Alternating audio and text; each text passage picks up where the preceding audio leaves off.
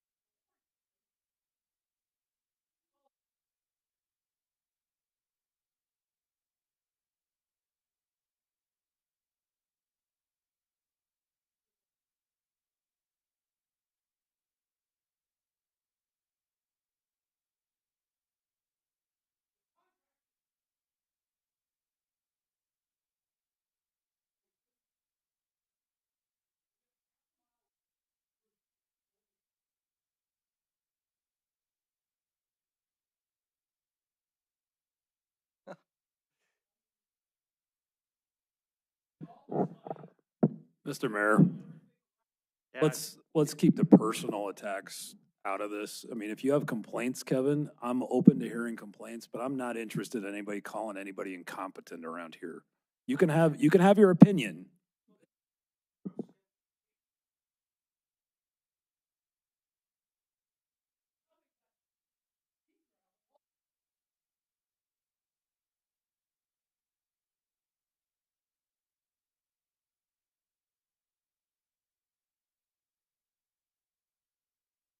Okay.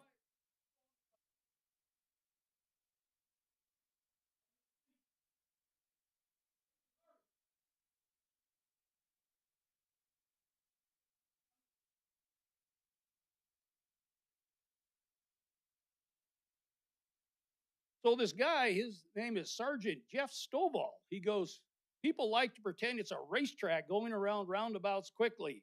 We've had fatalities along Shiloh Road strictly due to the driving behavior of people. Okay. So I thought I'll put in a records request. I asked, how many, in my opinion, this is all racetrack related, how many mufflers have you ticketed? Last year in February, there was 1. In March, there was 2. And since the first of the year, none. How many of you got mufflers all over town? We get 3 warning tickets in 1 year. So then I asked, this is interesting, car stereo. You can only supposed to hear it 50 feet. 1 warning ticket last January. How many of you come up to a stop sign in the yesterday and got the dash dusted off by some dirtbag with a stereo? One. Warning. Another one. How many of you go down the road, you got all these pickups with these tires outside the wheel wells, jacked up, no mud flaps? They're all over. It says, how many of those tickets do you write? One warning last January, since then, none. So we've got this racetrack mentality according to the police department, but we can't seem to enforce anything. And we've got the study from the insurance company says we got the worst reckless driving rates and people around. So I think the police budget needs some attention. And our traffic division, I don't know if they're working or not. Apparently not, because it doesn't seem to be doing at least any of these tickets. Thanks. Very good. Thank you very much, Mr. Nelson. Other public comment? Is there any other public comment this evening?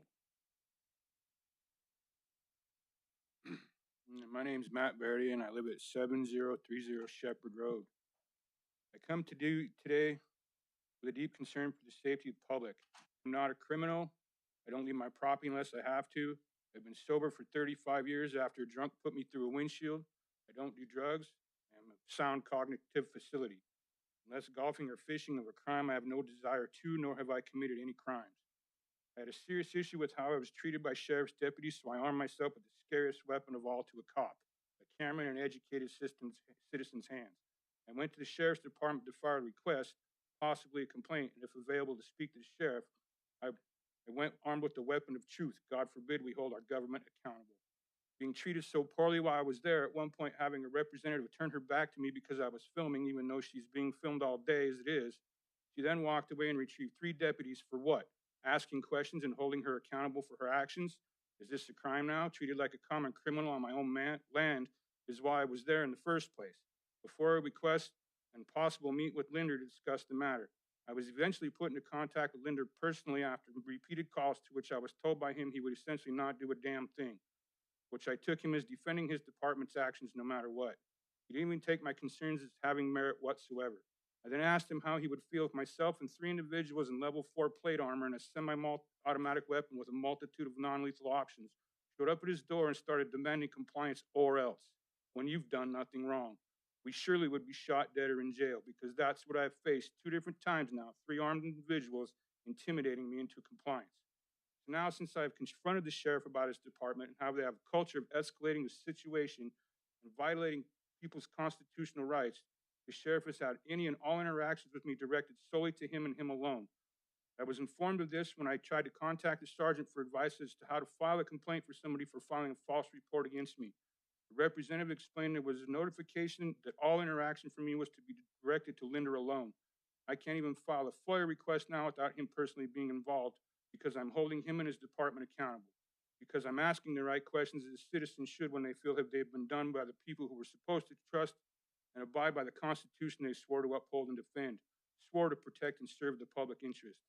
This, in this citizen's opinion, is retaliation, harassment, misuse of office, government overreach, and suppression of due process. It violates my First Amendment right to redress my government.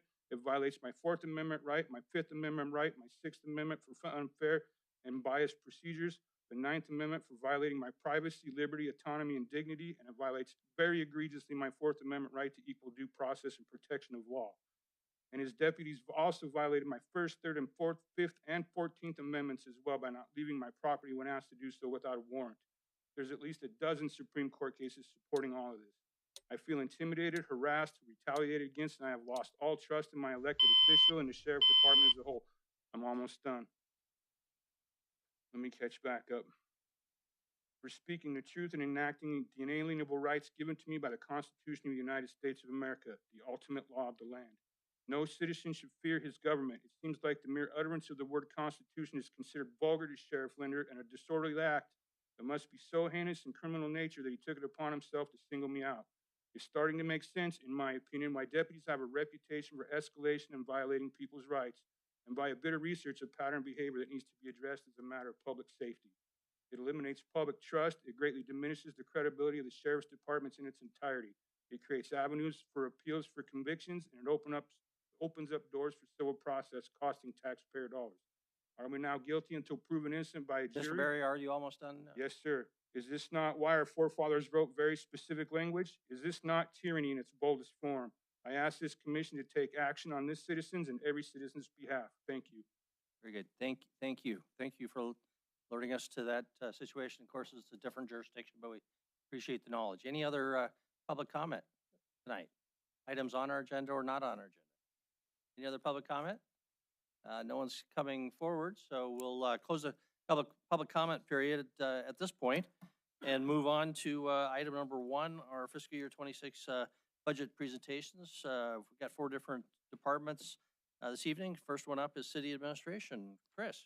Yes, Mayor and Council. So should be fairly brief as we pull up the slides here. Jessica's pulling them up.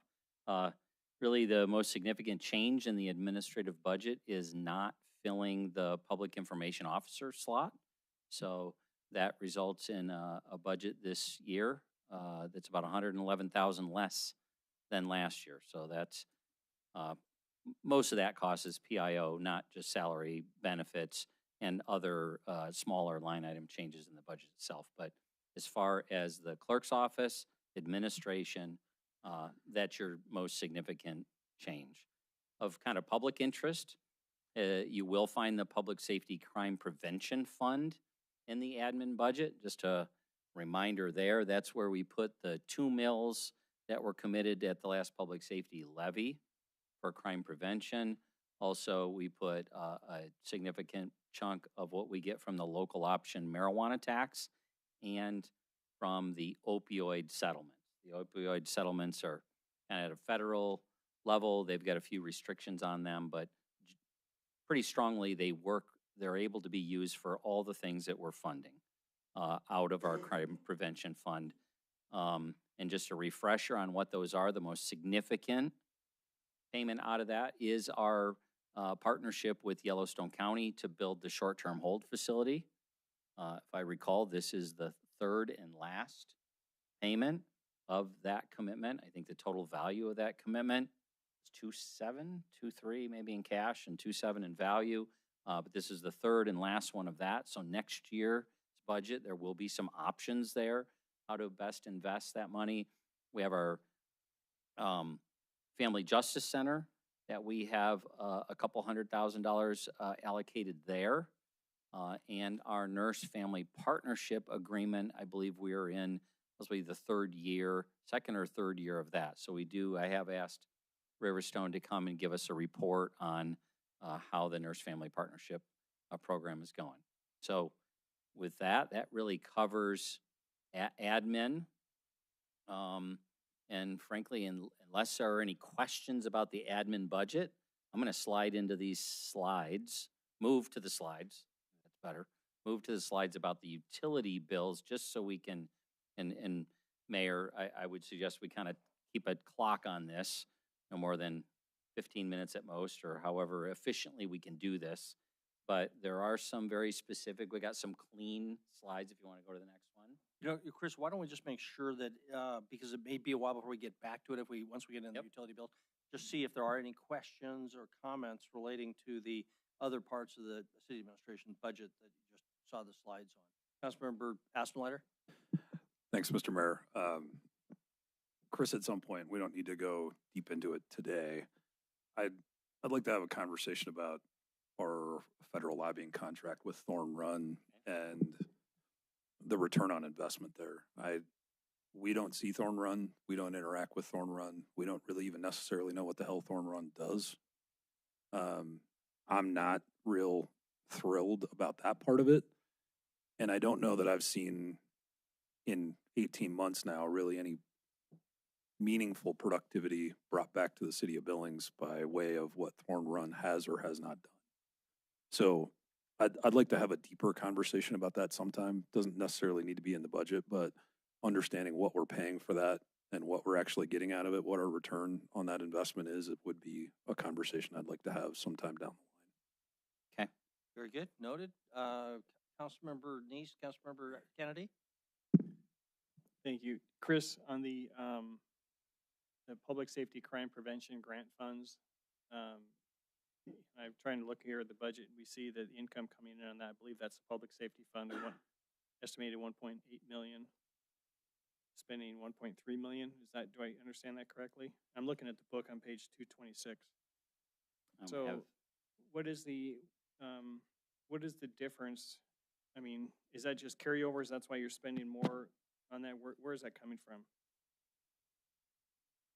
Andy, can you help me out? So I'm pulling up the page, but the crime prevention fund includes all of these grant funds as well as the crisis response units. And so there was, with the commitment to Yellowstone County, there was going to be, both last year and this year, some spending of really reserves or accumulated funds from the first couple of years. Okay. Let me try to rephrase my question, because I see 1.88 coming in, but I don't see where we're spending it. And when I looked under I'm on 226. I'm trying to see where we're spending that money as far as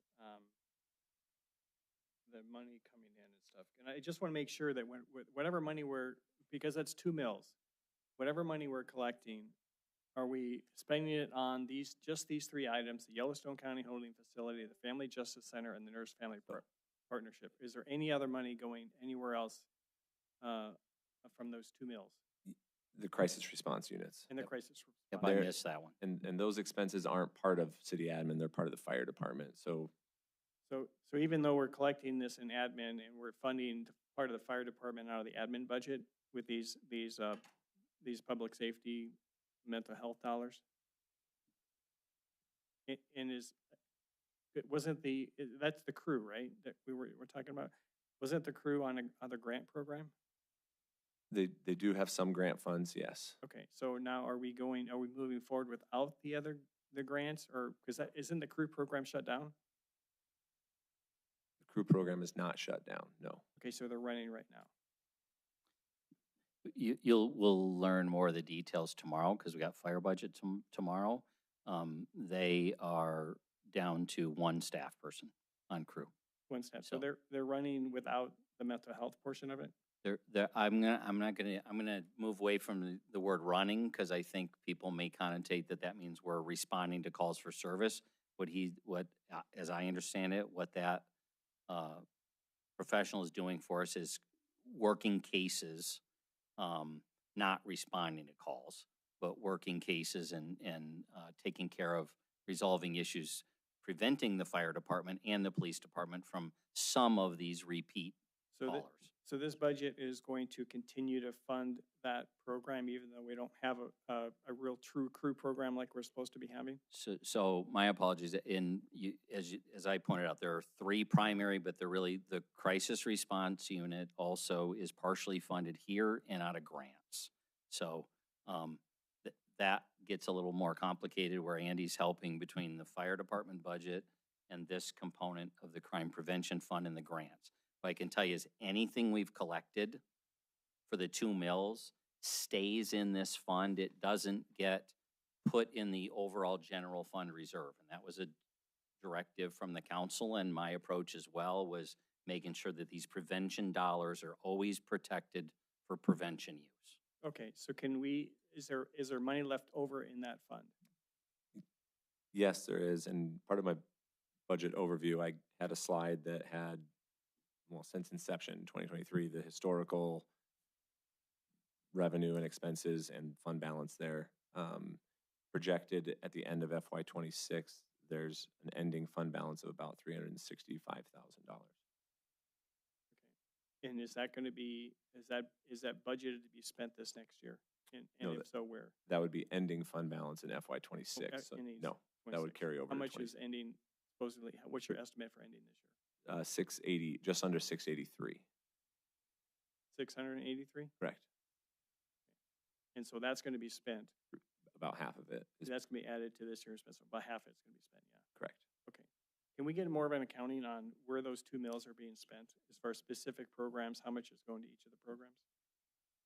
Sure, that's not a problem. We've had it in the past. And as I said, in round numbers, it's $750 to the county on the partnership, $200,000 for Nurse Family Partnership, $200,000 for the Family Justice Center, And then the crew number is much harder to say, here's the number, because we got grant and this funding that. We use the grants wherever the grant's eligible for and save our money, not going for what a grant will fund.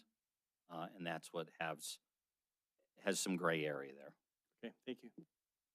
Councilor Kenny?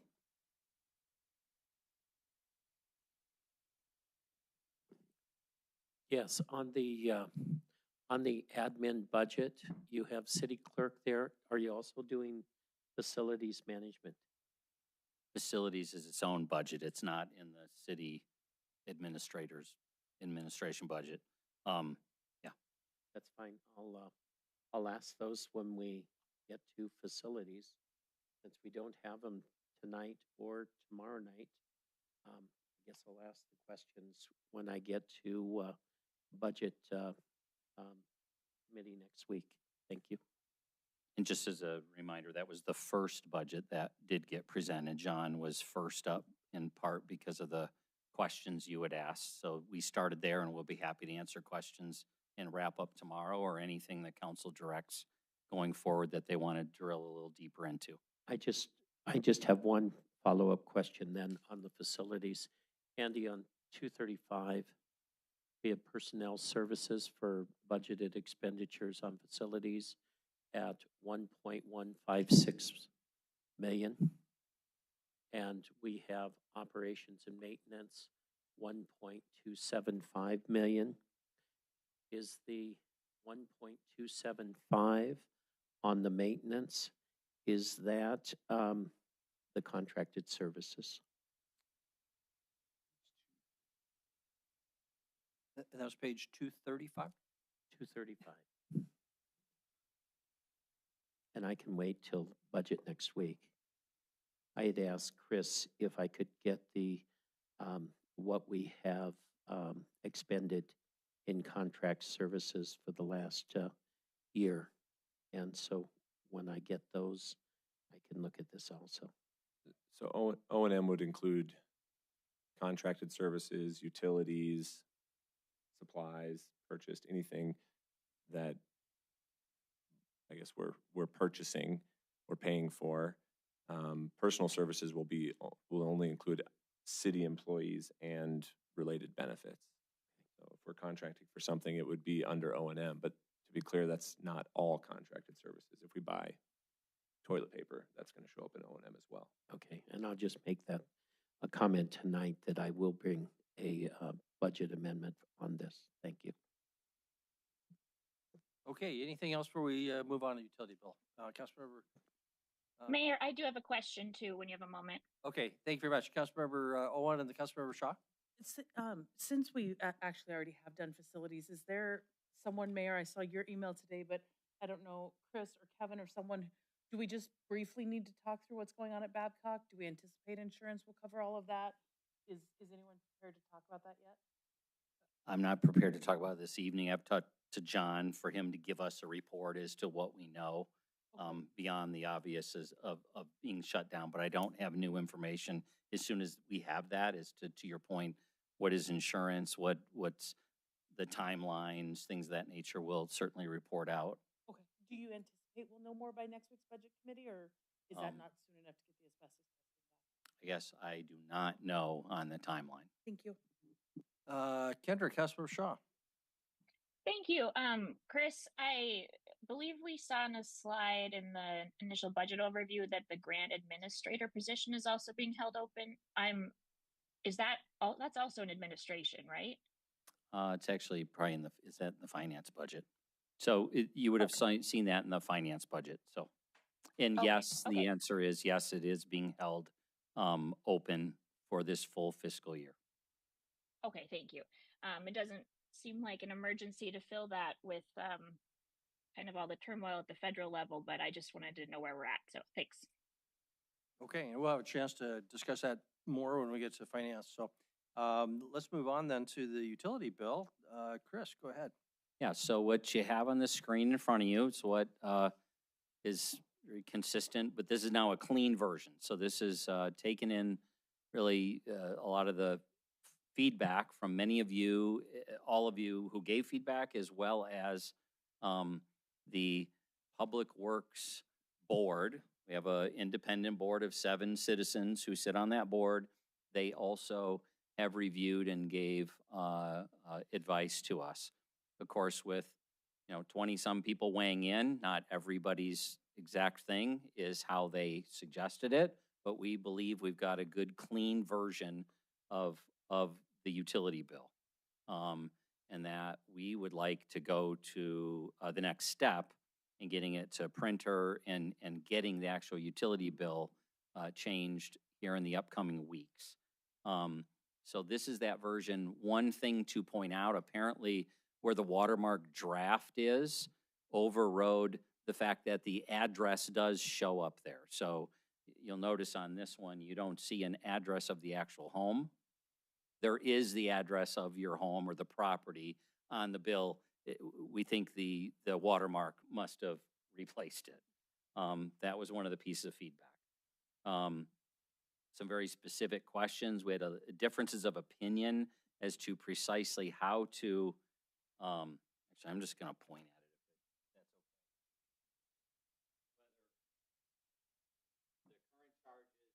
Chris, you need a microphone so that somebody watching can pick you up. One of the questions where we got some different feedback on is whether these current charges, and really it only affects the water side, right? Because the water may have some subcategories if you use multiple tiers during your summer months, whether that should, Sewer service, same situation. okay, whether that should be the top or the bottom. That was pretty clear there. The graphic itself, right? It still carries over because it's showing 12 months of data. We still think really there's no way to win here. There's going to be confusion over if we show the data that we have, because you're going to see some blank months from the year prior, and then you're going to see a big spike where the 60-day or the 90-day bill came through. But there's also, so one thought process was start where the data has all been solid going forward and then just grow the graph from there. Some people have thought that approach. Others have said, no way, show the 12 months and just deal with the questions or try to make an explanation on the backside.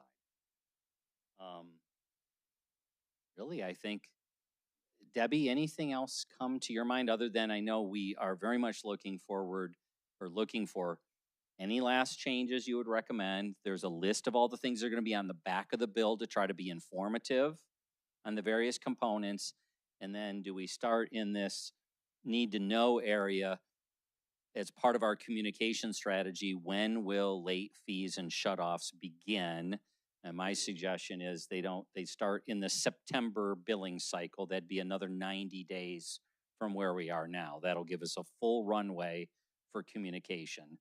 The other issue, Chris, was the water reservoir, formerly known as the West End Water Reservoir. Thank you. Sorry. Very important other critical thing.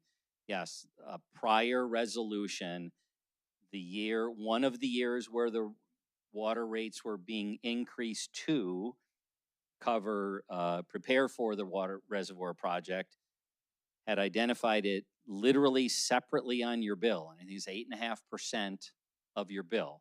That confuses. We get as many calls, I guess, or more on that question before this utility billing change and after, because people don't understand why is that separate and why was it different this month from last month. And that's because it's not a flat fee, it's a percentage. We would like that to be explained on the back, but all other utility changes over the decades to cover debt, construction, expansions, all are found inside of the utility rate. So we think that separation, frankly, really should stop. It confuses a lot of people. And then on the backside, explain that this ended this year, et cetera. So the reservoir, any other changes on the front, changes to the back. So why don't we go ahead and ask questions of Chris or give him input? I'll just start a few things or two things. One, I'm good with the reservoir information going to the back. On the gap issue, is there a way to refer people to the back, page 2 in the gap, so it doesn't stand out quite as much, or at least they know for more information, they can go to the back. And there I'm thinking sort of a vertical line, see page 2, or a big asterisk that has a key that takes you to page 2, or somehow draw people, or is that not necessary? So those are my input.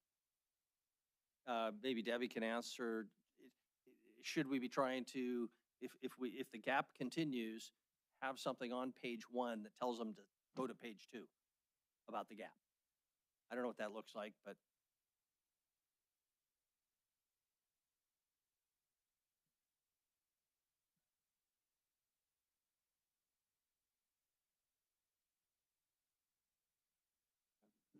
Okay, and I don't care, I just know how our staff came up, but that would be the concept.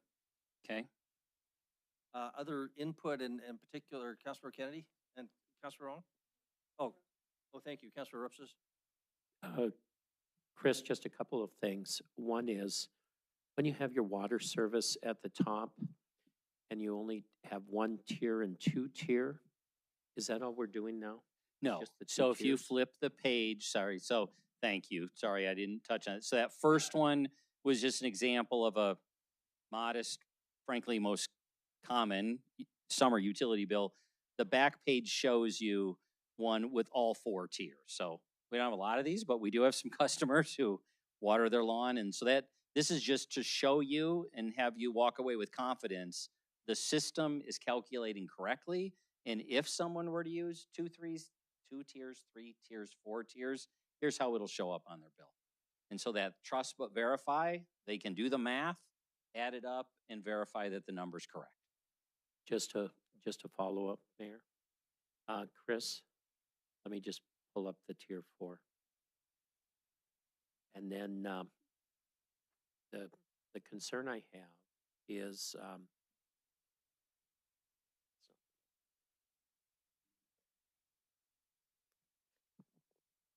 if you can darken your water service across there so they know exactly, so they can read across. And if your water service line repair fee, and you can darken that all the way across. And then your solid waste service, darken that across. And then, I know you explain everything underneath there, and your service all the way across, and then your stormwater all across, and then service total. And I would just ask that in the service total, all of the services above, just to clarify. Just so when people look at it, the service total is not just the water fee, it's each one of those all the way down. That's a real concern. I get a lot of calls from people, and then I have to go back through the bill with them and ask them about each of the different areas. So if that's really delineated out, and then the bottom one, if you could say service total of each of those services, and it just spells it out. Thank you. Okay. Make them bold, each of those major subcategories. Councilmember Nice? Yeah, I think I mentioned. Oh, I'm sorry, Councilmember Rupses. Right, go ahead. Apologies, we'll come back. Thanks, Mayor. Yeah, it's working. This is probably for Debbie. Can you help me understand why we're showing rounded numbers on, like, our previous reading was not 865. It was some much longer number than that, right? And our actual usage was not to, round it off to thousands, right? When I look at my online system and I look at everything before June of last year, I see my usage as like 5.984, 9.724, 4.48. But as of June, it goes to 2.0, 12.0, or whatever. I mean, why did we make that change in rounding? And I don't have an old bill to know if we showed more detailed, more precise information here. To me, it seems like we're inviting questions or confusion, or these questions about the precision and accuracy of the billing process if we're really saying you used exactly 12,000, kilogallons? Why did that change?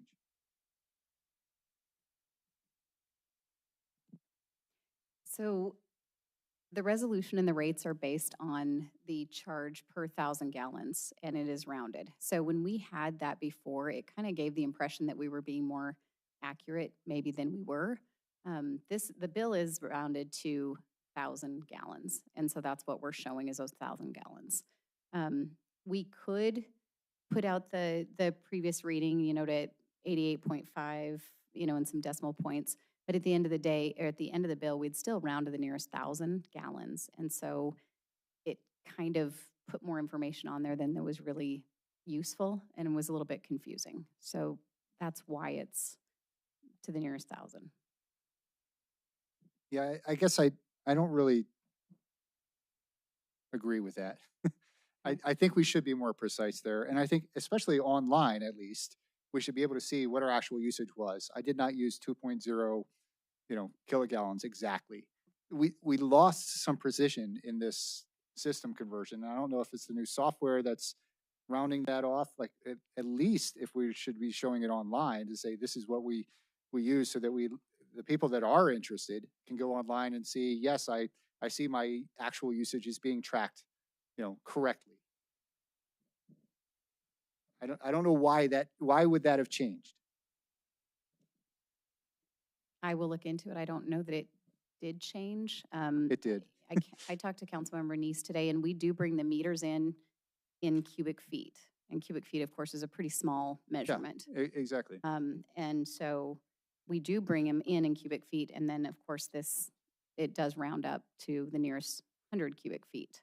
So I don't know when that happened, but I can certainly look at it. June 27th. Okay.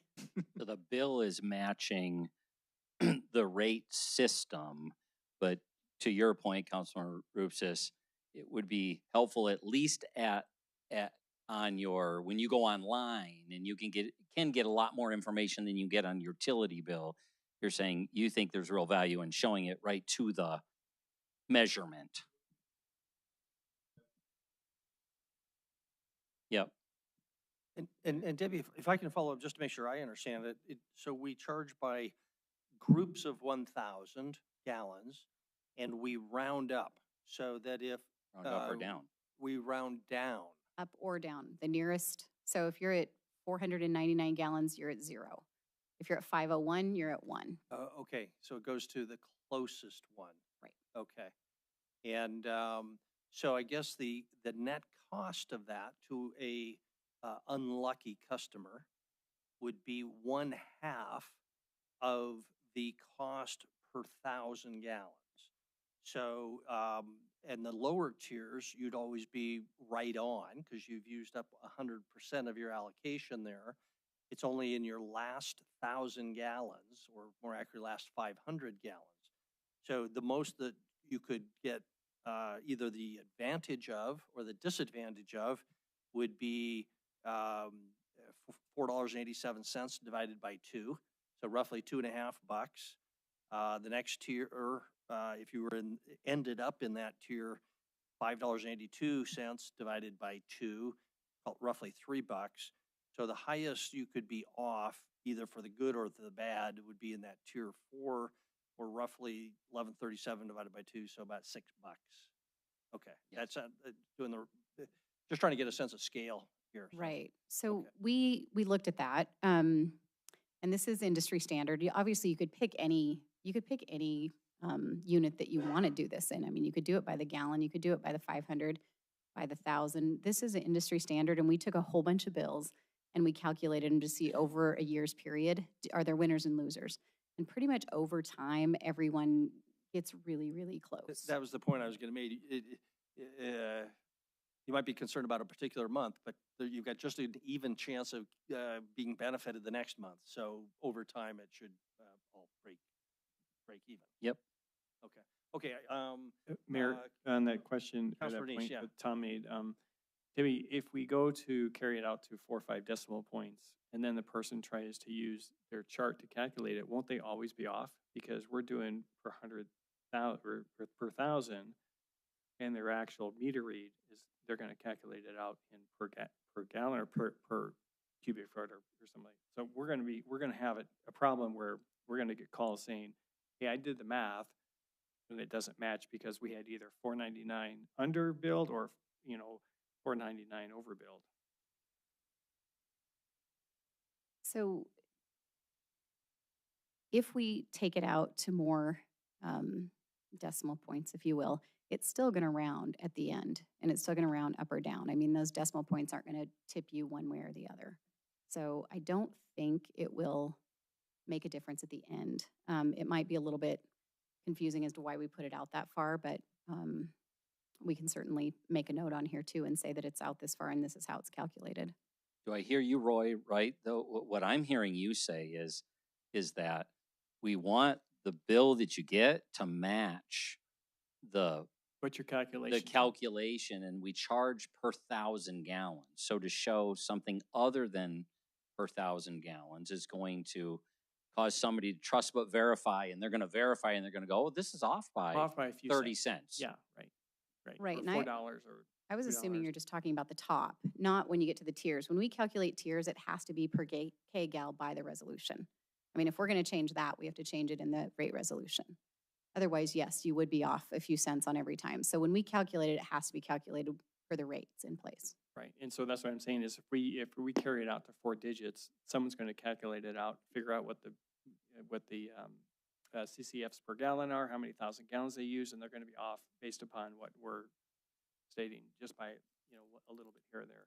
So as long as it's disclosed well, maybe in the back saying that it's rounded up or it's rounded to the nearest 1,000 and that's what's billed. And I think that's what I was talking to you about carryovers, because one month they won't get charged for $4.99 and the next month they will. That $4.99 will be caught up and billed the next month, if I understand correctly.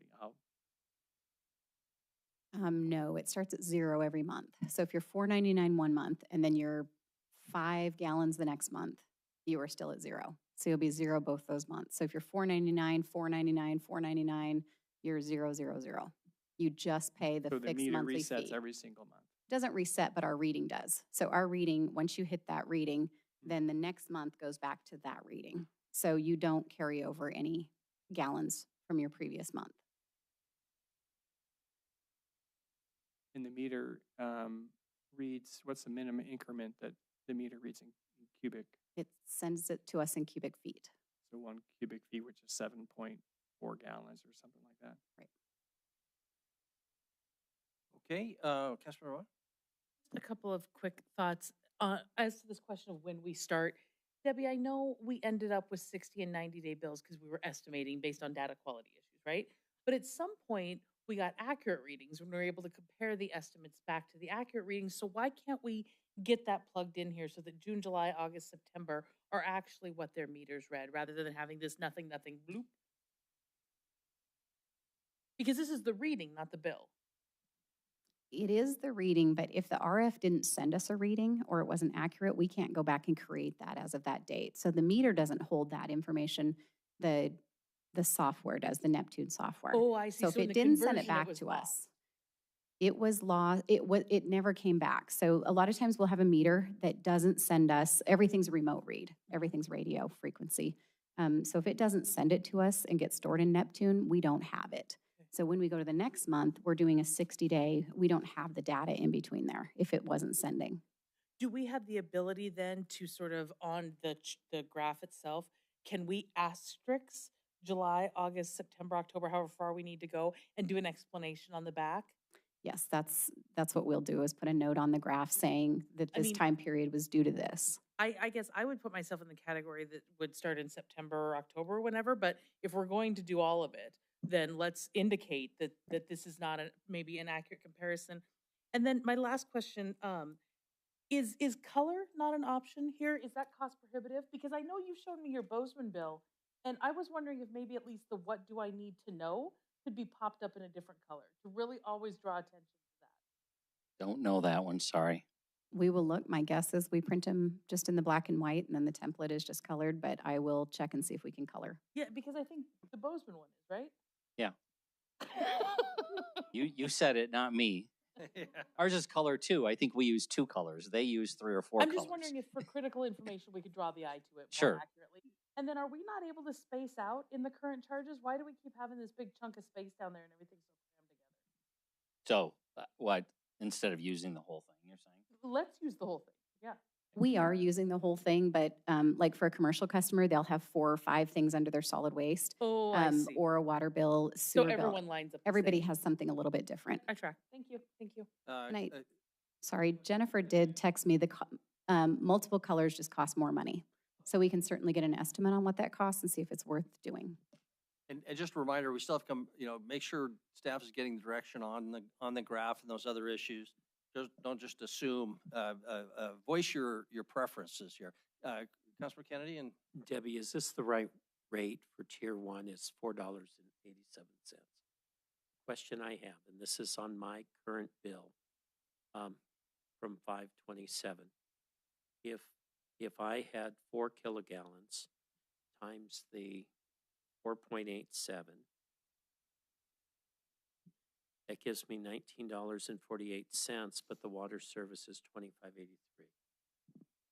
So there is a fixed monthly fee for every service. So the sewer is, I think, $7.85 and the water's $8.75. Yeah, you got the base So rate. you can see it on here. That base rate is So there. there's a base rate and then there's a volumetric rate. And that's what breaks down. I can break yours down and look at it. So the question I have is, if I was reading this, I didn't really figure that one out. Is there some way we can tell them that? Well, can we go back, Jessica, to the Just prior not one? your kilogallons times the 4.87, but you have to also put your base rate in too. it's shown on this bill. So what I was thinking, Councilmember Kennedy, from your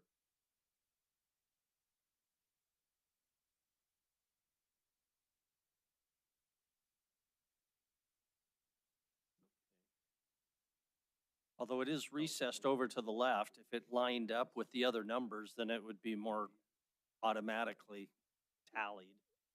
or what I'm taking from Councilmember Kennedy's prior comment is if we highlight or shade each one that as the actual amount you owe, then yeah, the numbers below it add to the math, doing the math on it, 6909.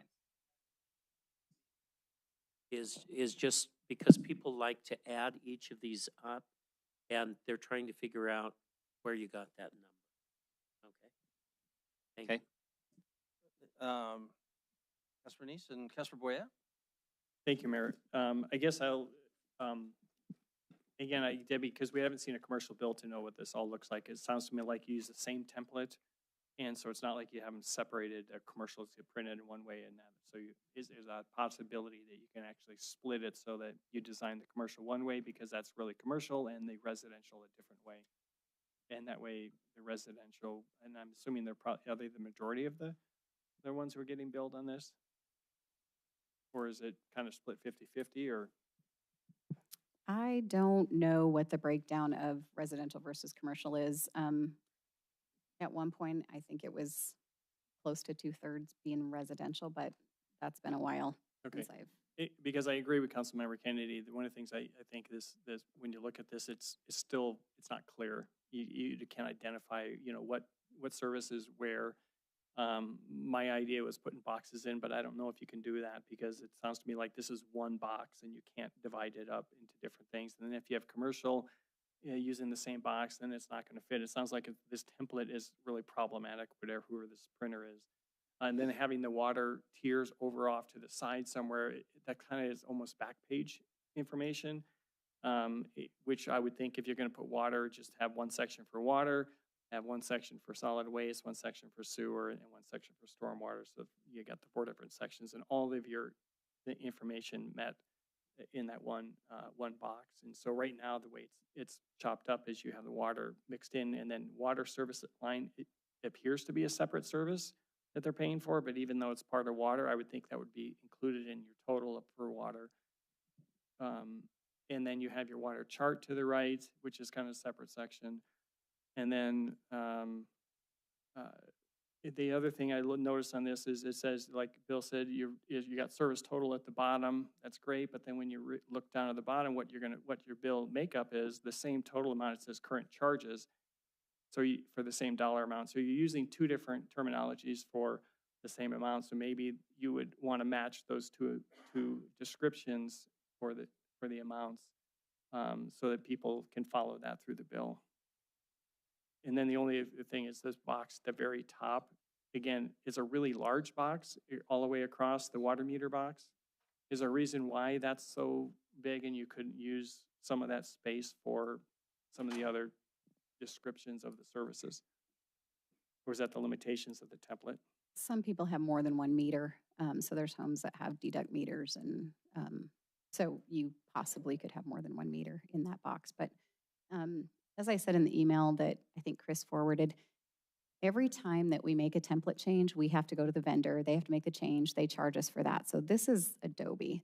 When we have everything kind of laid out how we like it, we'll send it to the vendor, and they can do a lot better job than what we did trying to match this. So, you know, we can move some of those margins over and highlight things, and we'll work on that.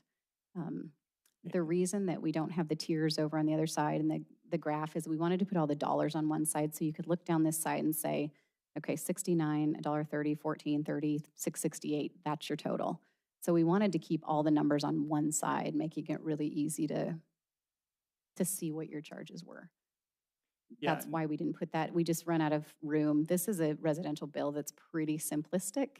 A lot of our bills are a little more complicated than this. And I think that's a good idea, I guess. And the only thing I'll throw in, last thing is I work with a lot of spreadsheets and a lot of different numbers, and I'm always used to seeing the total in the bottom right corner of everything. But that's me. I could get used to it if it's up in the upper right. It's just it's to me it's a little bit strange to see the total at the top instead of at the bottom of the box of the numbers. That's what my preference would be. Councilmember Boyette, and just a reminder to try to focus on what staff has asked. What I'm not hearing any objection. One fundamental question: 12 months or post gap. I'm not hearing anybody advocating for post gap, except Councilmember Owen mentioned that. So that's going to be a default unless people object. And then also the getting rid of the West End reservoir fee. Councilmember Boyette. I'd like to go back to one of the questions. I think we should start the September billing cycle is what I vote for. Just to get it moving forward for Chris and for the West. Start the collections and late fees in the September billing cycle. Sure. Do you want to talk about that anymore, or move on? Okay, Councilmember. I guess I want to be clear when we say the September billing cycle, do you mean the bill that comes out in September for August? Or do you mean the bill that comes out in October for September? Because I assume the latter, not the former. Actually, I was thinking former, because what I was thinking is doesn't matter. Whichever you guys prefer. We don't want to use a date. We want to use a cycle because there's 4 different groupings. Right. So what I was thinking was September because it's 90 days from now, roughly, sitting here June 2nd. And it already had been said a month ago or 2 months ago. But we're just as well to say October billing cycle as September billing cycle. So to reiterate, I don't want to get rid of the June, July, and August summer hot times where the majority of the water will be spent. So maybe it would be more appropriate for the October billing cycle, which would do September. I would support that. Okay.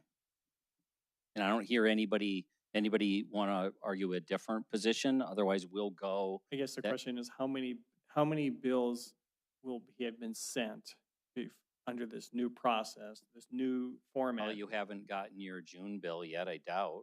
Any of us seen our bill for June yet on June 2nd? So you got June's, July's, August. So this is going to go out for June? September. This will be ready for June? Because we haven't seen the back page yet. No, I'm sorry. I thought you just asked how many billing cycles before how many that billing October cycles hits? with the new template? Oh, I'm sorry. Because I think we should have at least 2 to 3 months of this new bill out before we do any type of late charges on it. Now, if it's October, great. If it's November, then we need to just depends on when this goes out. So as soon as we give them the comments, what we basically decide on, it can be done and ready to go within a week. So you could It'll have be it a out for fast the, turnaround. Mhm. probably not in time for the June, but the July. I would say not June, just because we've already got the June, the first cycle is already in June. But I think we could go mid, it doesn't have to be at the end of a cycle. We could put this new template in when it's ready. I would say, let's try to manage your expectations by saying, we're going to do it as soon as possible, but the anticipation is the July cycles are all going to be with the new bill approach. Some may get it in a June bill if the printer can get it done quicker.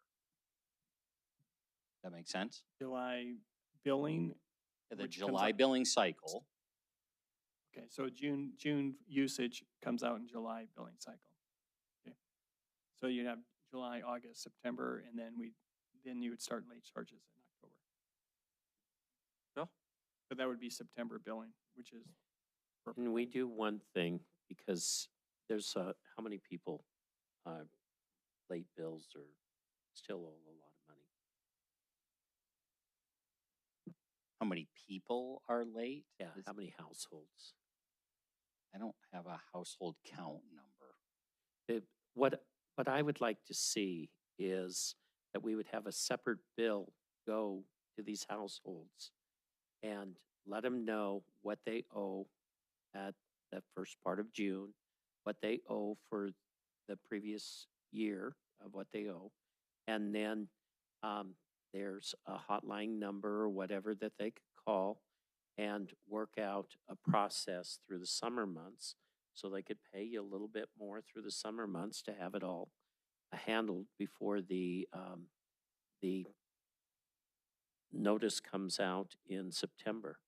I think I've been looking for a process the whole time just to help some of these folks now that they understand, or you're getting this bill so it works, so we can go forward. Staff has laid out its communication plan, which is that process, which was in the slides that were sent. But I hate to jump to that until we're clear on what the bill looks like, because obviously that's very important. But let's pin down what the bill looks like first.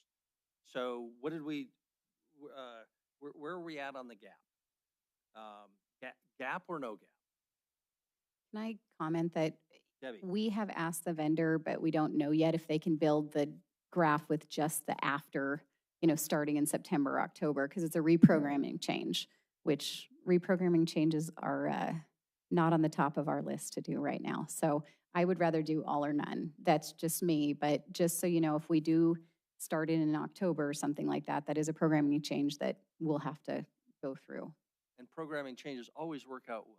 Right. If we could do all or none, that would be great. Okay. We can add Is a note anybody or take it out. advocating for none, no graph? That to me makes me feel a little guilt, or I think that would be kicking the bear there. So we're going to use a graph that looks like the samples we showed, But with I would ask with for an asterisk and an explanation or, behind. Or Yep. some big note. That was my point, to make sure that they go back for the explanation. Are we okay with that? Can we settle that issue? Yes. Okay, nobody's disagreeing. There, one. Thank you. The reservoir formerly known as the West End Reservoir, are we okay with not showing that separately, but including some information on the back about it? Also nodding heads, Well, I'm not so sure. Yeah, it has to be in the resolution. Because it was. I think, because it was in a resolution. We'll need to make sure we follow whatever the technical process is, because it was in a resolution passed by council. So we'll take whatever step needs to be taken to change that. Okay, to bring that back Officially. to us. Yeah, I'd like to know the idea behind that. I remember being on council and that Frank Ewald brought that forward, and that was passed because I believe there was a reason to let the residents know that this is what it's going to cost, and then once the reservoir was built and it was paid off, that would go away. Am I think that is, I would, this is an interpretation. I believe that was what council members Ewald's intention was. That's why he promoted it. I believe that. What we said as staff then, and I would still say it today, is that is not how the utility system works. In the 20 years between now and that debt being paid off, there'll be another 30, 50, 70 million dollars worth of infrastructure that'll need to be, or investments made into that system. And so you don't see anything else separated out as a component that way. And both Debbie and Casper Asplander want to say something, and I'm just going to jump both of them and say, you're both right. I do think that was Frank's intent, but I Yes. don't think there was any sort of official position by the council that binds us to his intent. But so whichever one of you can fight it out first, go ahead. I just wanted to clarify, it's not in the resolution, so it never was in a resolution. We have put it on there at direction of council, but we can take it off just as easy. It's So, not in a resolution. It is not in the resolution. Okay. My mistake. Thank you, Debbie. I'm in full favor of getting rid of it. I think you saw last week with Mr. Anderson coming up representing the Heights Water District. I think that's an easy target to be misconstrued about who that benefits and why that's important to our city. And I think the sooner we get rid of it, the sooner we eliminate that misconception that this is only benefiting the West End, when this is a citywide infrastructure project that benefits the entire city. It does not benefit the West End any more than it benefits the Heights or downtown.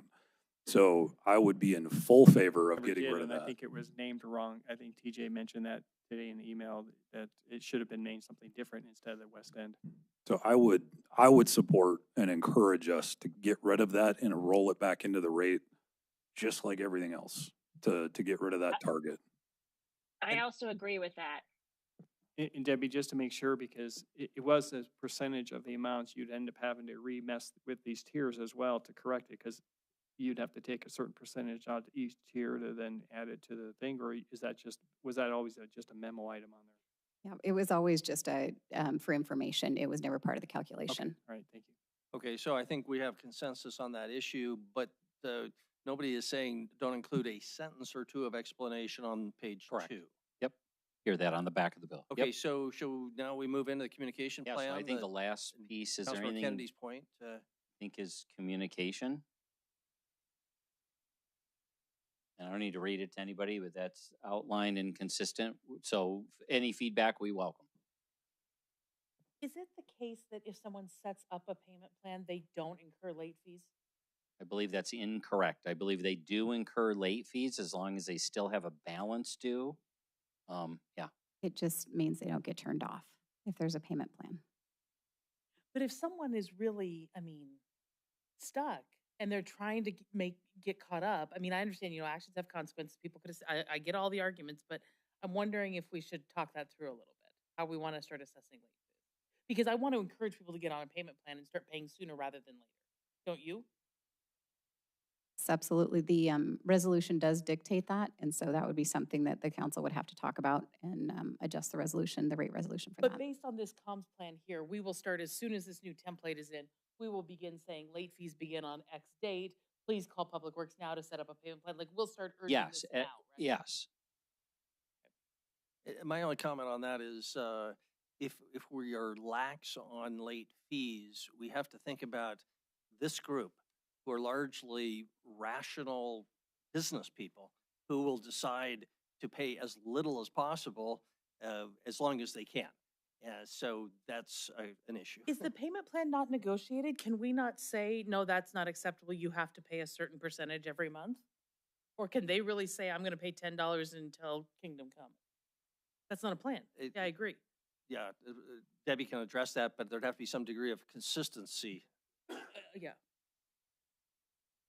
It really needs to be a plan that we work on together to show that they're making headway. If you're losing every month, if you're paying $20, but it costs you $40, that's not really a payment plan, yeah. It seems to me like some sort of beginning, October 1st or whatever, you pay your full, that month, current month balance, plus, you have 6 months, your past due is spread over 6 months. That sort of strategy seems reasonable. In that case, I might be willing to forego assessing the late fees as long as we have a near-term payment strategy. Just as a topic of conversation. And I think if we do that, I think we need to look at that pink sheet and talk about what that does. Does it apply to everybody? Does it apply to just residential? I think that's a conversation. Yeah, it doesn't, I'm not saying this because to argue or make it right. But this system of 1.5% is not something we regularly, I hadn't heard complaints from council members or customers that was a onerous system to get people to pay their bills. And like I say, I get that there's a very legitimate argument. Yeah, as these to- circumstances are different because people have been trying to sort out their bills. So possibly something temporary versus long-term. Correct. Okay, yes, thank yeah, you. Just to address this Okay, specific scenario makes sense. of late payments as of X day to X day. Okay, Debbie, So Chris, how do you want to go through this? I guess. Know that we have to go step by step. Does anyone I mean, this is all the communications approach to maximizing the knowledge out there as to when late fees and turnoffs will begin. And we have this complication, as Roy pointed out, in this conversation about when you say October or September, are you talking about when I actually get the bill in the mail or the date of the billing cycle? So we'll have to be clear about that in our communication. And I sent around an email late this afternoon after getting your slides. I would just refer people to look at that. That had some of my thoughts, specifically that late fees be started a month or two before actual shutoffs, because in theory that provides a little incentive rather than them all happening at the same time.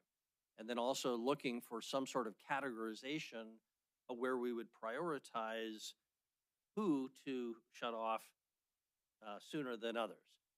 Just because we want to avoid a massive number because it's going to be overwhelming for staff. Also, it's just not as fair. And so I don't know perfect categories. I suggested some, like what we were talking about, people who are making payments, great. Maybe commercial we deal with more strictly than residential. Then maybe based on an amount, because large amounts cost the city that much more. So maybe they need to have higher priority. I don't have perfect solution there, but I'm afraid if we try to have a one size fits all, it's going to be more difficult. Okay. Other Debbie, specific comments. Debbie, are these past due amounts, these top 25, are these people typically do, or are they maybe just hanging on because they know there's going to be no late charges and why they're just hanging on their money, earning something in the bank? Looking at that list, I would think that that's probably what's going on. Okay. Yep. All right. And then I think I asked you this before as far as the delinquency rate. Do you guys work towards a particular delinquency number to make sure your department is effectively bringing these numbers down to a certain level? I would have to ask that to see what that is. I don't track it, but we certainly mine in fiscal. I think that would be really important to do, to know, because you don't know how you're doing. And I worked in the collection field for a number of years, and that number is very important to know. And it's going to be different for commercial versus residential. But I would encourage your staff to get that and have that number, because I sure would like to know what it is once this gets all settled out, and hopefully get back on an even keel. And I think, the beauty that we have is when we turn off water, everybody pays their bill. I mean, it becomes pretty important when you don't have any water. And so a lot of collections, there's, it takes some time to get that, but seriously, when we turn off water, bills get paid. Right. Okay. Bill had some. I'm just, we have the Parks and Rec from the city of Billings on this list. Is there a reason why we haven't paid the bill? I don't have an answer for you. I just saw this list this afternoon. We'll circle back on what that is. Okay, it would be nice if we. Because I don't know if it's, if they're park maintenance districts or what the driver there is. Okay, It isn't that Gavin said, don't pay the water bill. I kind of figured that, but I would just. I can it would assure you that is not the driver. be nice to have it off of this list. Yeah, yes, nobody should want to be on this list. Thank you. Mayor Cole, could I make one suggestion course. about the late fees? Obviously, tonight, we're trying to get the template. We want to get a date for the late fees, but any conversation we have a couple of months to do that, and I would want to have a little bit more background to be able to tell you what we could and couldn't do for billing. I think everything we vary out of the 1.5% is manual. And so our customer service people would need to set that up and then waive those fees. And so I just want to make sure that we understand what all that effort would be before we make decisions on that. But we have time. And I would also advocate for a pretty detailed step-by-step. This is a really good first start, right? But can't go wrong with more detail, I think, that'll allow everybody to think it through. And that'll help your staff to have a template for how they go through this process. In my email, I also suggested that Gina look into the question about including a clear disclaimer in any of our written communications that this is public information. This list, for example, these delinquencies impact what other people have to pay. And if we need to communicate the details of people's individual accounts with the press, with them, with interested citizens, with the city council, it can only help us to include some sort of a warning to them in those communications that that's a possibility if it passes muster with our city attorney. Ed.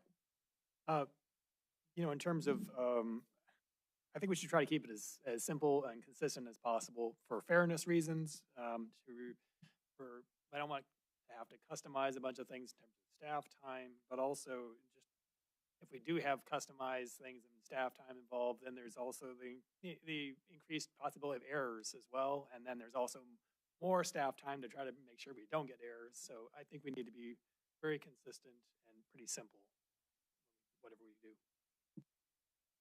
Chris, we should move back to Yes. the main agenda as soon as possible. I agree. So I think we've gotten everything we need. And thank you for the feedback tonight so we can keep this thing moving. Okay, Thank very you. good. All right, thank you, Jessica, Public you Works. can- Thank you, Chris, for working on this. Next bullet then is the building division. We'll assume that's Jessica's baby, so.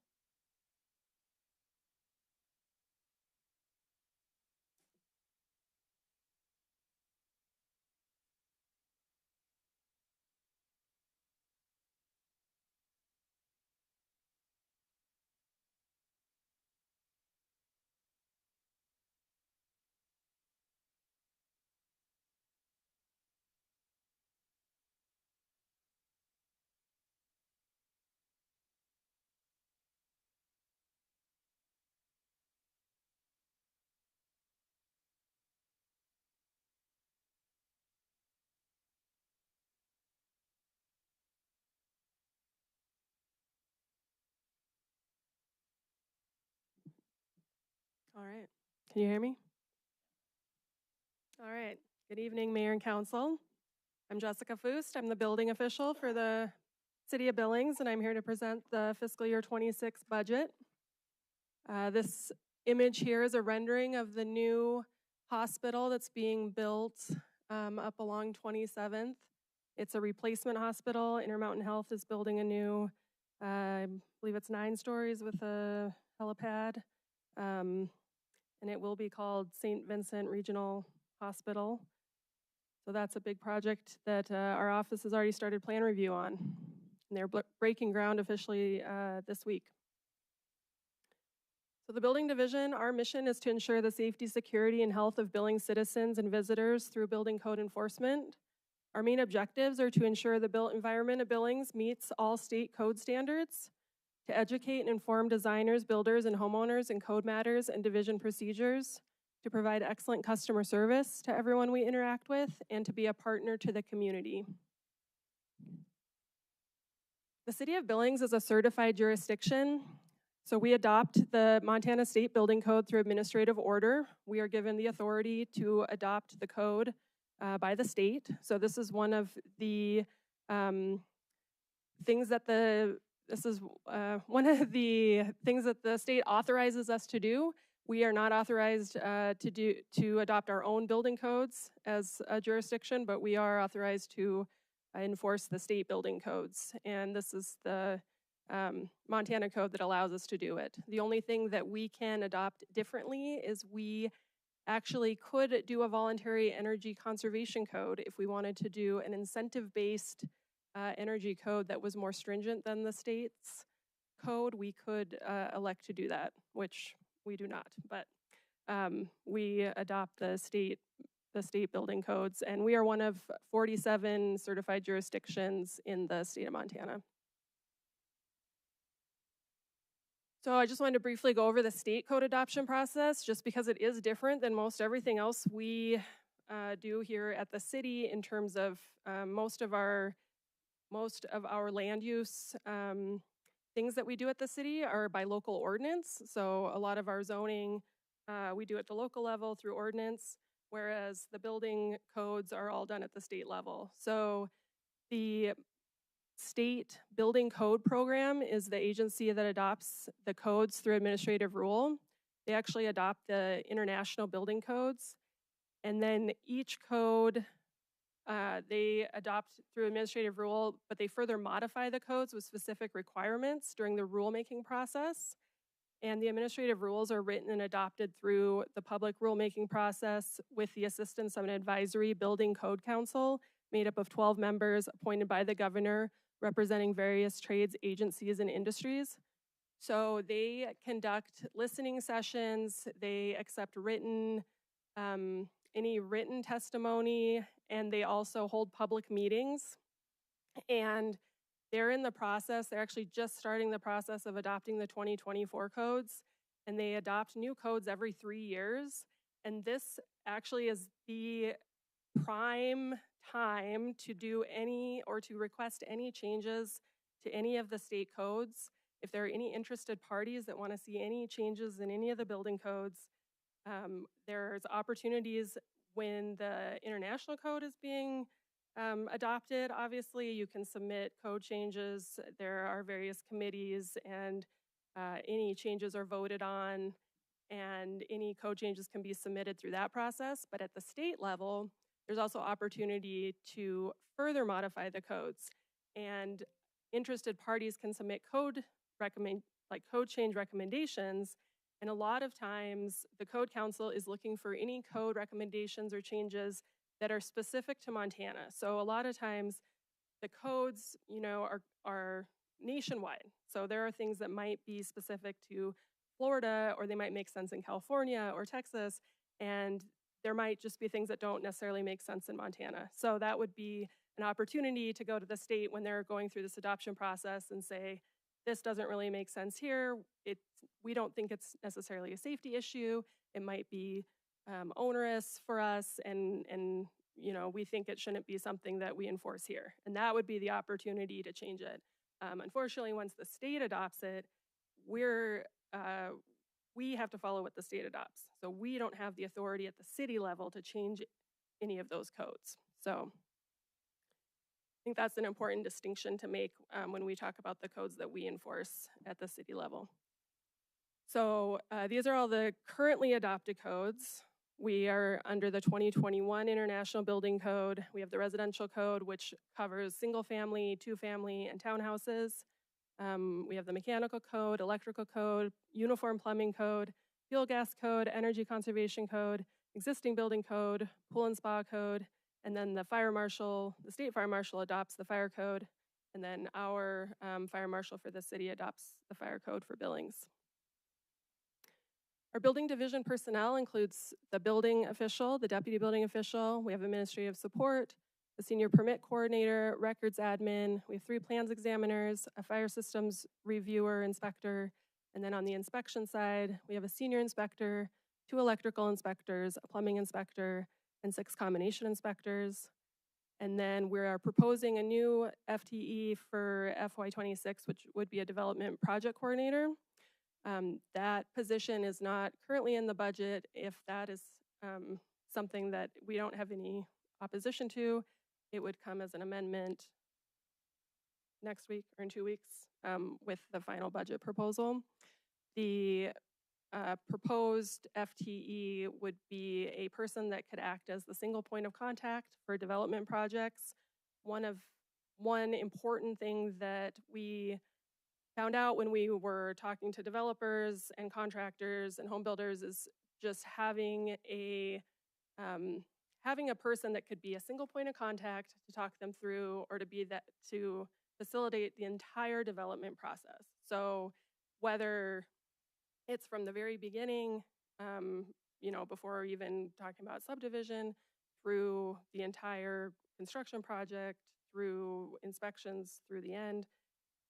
Having a person that can facilitate conversations and making sure that that project is moving along as expected. And then also, if anything is coming up, they have someone who can facilitate the conversations and making sure that they're getting in touch with who they need to.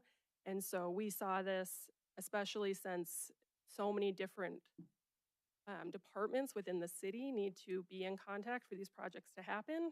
We saw this as a really important person that could help facilitate projects and keep them moving on schedule is what our goal would be. So with building division staff, we do have a lot of certification requirements. So building officials, plans examiners, and inspectors have to be certified for state requirements for everything that they review and inspect. So this requires passing tests, several hours of continuing education every year, and renewals of those certifications every 3 years. So combined, our division staff have 80 certifications, which require around 820 hours of education a year to maintain. So for all the certifications that I have to do about 2 weeks of continuing education each year. So we do have quite a bit of our budget that goes toward training and education. So some opportunities and challenges for our division. Number one is increasing compliance. For us, that looks like how do we educate people on what they need permits for? How do we, what do they need inspections for?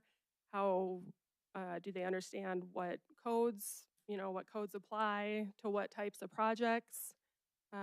We're conscious of customer costs. We know construction costs are going up. Are there things that with the permitting costs that we can look at decreasing? One thing is we still do not charge any plan review fees for residential projects. So decks, interior remodels, even single family homes, they don't pay a building plan review fee for any residential projects. And I think that's important that we've been able to keep our services consistent without having to add that fee to any of those projects.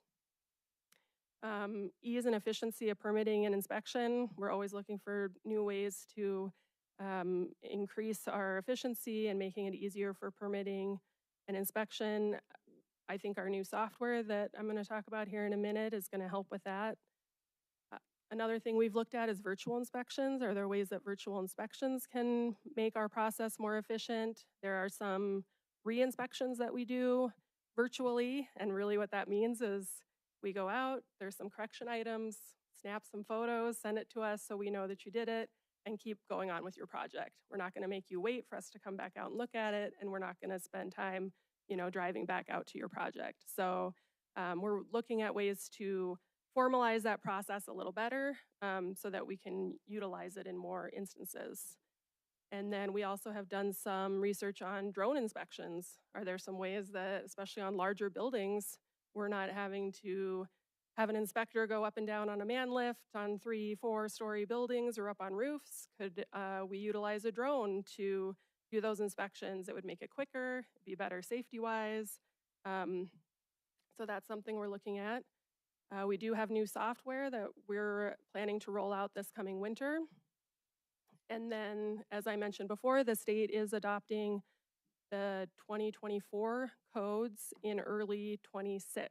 So for us, that'll be more training and more education for our staff. And we also will be doing public education. Last time we did a new code rollout, we had 3 or 4 public sessions with contractors and designers, making sure that they were aware of what new code changes were coming up. So our new permitting software, this has been a multi-year project, but this last year we spent a lot of it working with the software vendor on configuring the program for permitting, plan review, and inspections, which will replace our current software.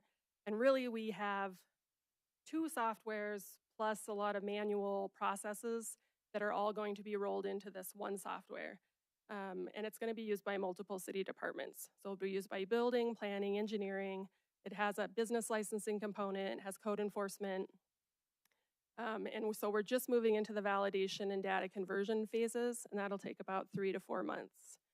So there have been a few setbacks with project manager changes at the software company. A couple of our project managers have left for other opportunities, and then we also had one project manager that just was not a good fit for us, and we requested a change. So I think right now we're in a good spot of we're getting into validation. We're in a good place to move forward with that, and we'll be very busy the next few months making sure that everything's working the way we're expecting.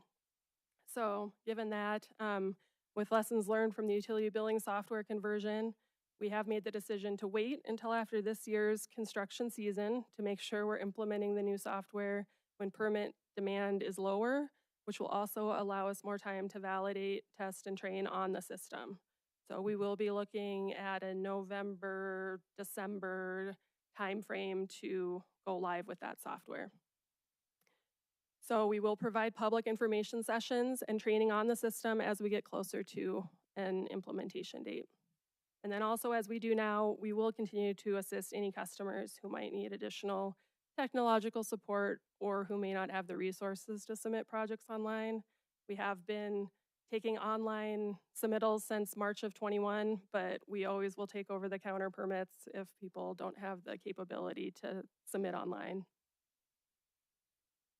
And this is just a snapshot. This is a prototype of what our new online portal will look like. It'll be sort of a one-stop shop for anyone doing code enforcement, business licenses, or any sort of development, so engineering, building, and planning. And then there'll also be property development search or property information search. So if there's any code enforcement cases on a property, any sort of permits on a property, you'll be able to search it all from one site. And also you'll be able to pay online, which we do not have online payments. You have to pay over the phone or come in person. So we're excited to have online payments available. This is a new program that we're rolling out hopefully in July. It's something that we've been wanting to do for a while, and we put it off just because the opportunity arose since now we're all in one place where we have building, engineering, planning, all at New City Hall here. And so we thought this was a great opportunity to have a weekly open house, and we'll have staff available. And the idea is to say, we're gonna be here, come tell us about your project. It might be a small project, might be something you're just thinking about doing. Come on in and we'll have people available to talk to about it. I think one of the biggest issues that we see is when people get too far along in a project and they don't know what they don't know. And either they haven't talked to the right person or they haven't got the right information, and we want to do whatever we can to avoid any potential pitfalls by having those conversations as early as possible. So we also, if the project is small enough and they have enough information, potentially get them a permit that same day, because the sooner we can get them that permit and get them out the door and get on their project, the better. So we'd have building, planning, engineering, and fire all there at the same time. And the idea is to do it weekly and see how it works. And if we get good turnout, then, we could keep doing that. So getting into statistics for last year. So these are calendar year statistics. Our total construction valuation for permits issued in 2024 was over $427 million across all permit types, which is $123 million more than the total valuation in 2023. So we saw quite a bit of construction activity last year. Looking at dwelling unit permits issued in 24, there were 241 single-family homes, 52 two-family homes, so 104 units, 64 townhouse permits for 201 units, and 199 apartment units for a total of 745 new dwelling units. Our top commercial projects issued in 2024 were the National Guard facility up by the airport at $44.7 million, 2 new Zimmerman apartment buildings, total were valued at over $29 million. The Yellowstone County remodel of the Miller building was $14.2 million. the new nursing college in the medical corridor, 4.9 million, and the Rocky Vista Veterinary College at $9 million. I think we issued over 60 permits last year that were valued at $1 million or more. So our funding the building division is a special revenue fund, and all our revenue is from permit and plan review fees. So our permit and plan review fees are set by resolution, and they were last set in 2011. They're based on valuation, so revenues increase as the cost of construction increases. By state law, the revenue the building division generates can only be used for building code enforcement, which is why the division is a special revenue fund and not an enterprise fund, even though it does operate similarly. The state allows the building division to retain 3 years operating costs worth of reserves, otherwise fees must be reduced. So looking at our revenues, last year we budgeted just over 2.2 million, but our actual, as we are trending with about a month left of the fiscal year, we're gonna be just under 3 million, about 2.9. So in FY26, I am budgeting almost 2.7 million. So, and this is based on just what we are seeing so far this year, projects that we know are coming up next year or anticipating coming up next year. Last year during budget season, the hospital project was still on hold and we weren't exactly sure what was happening with it. So we were being conservative in our budget, not knowing if we were going to get the fees from that project or not. Of course, we are, so that's why our actual and our budget were quite a bit different.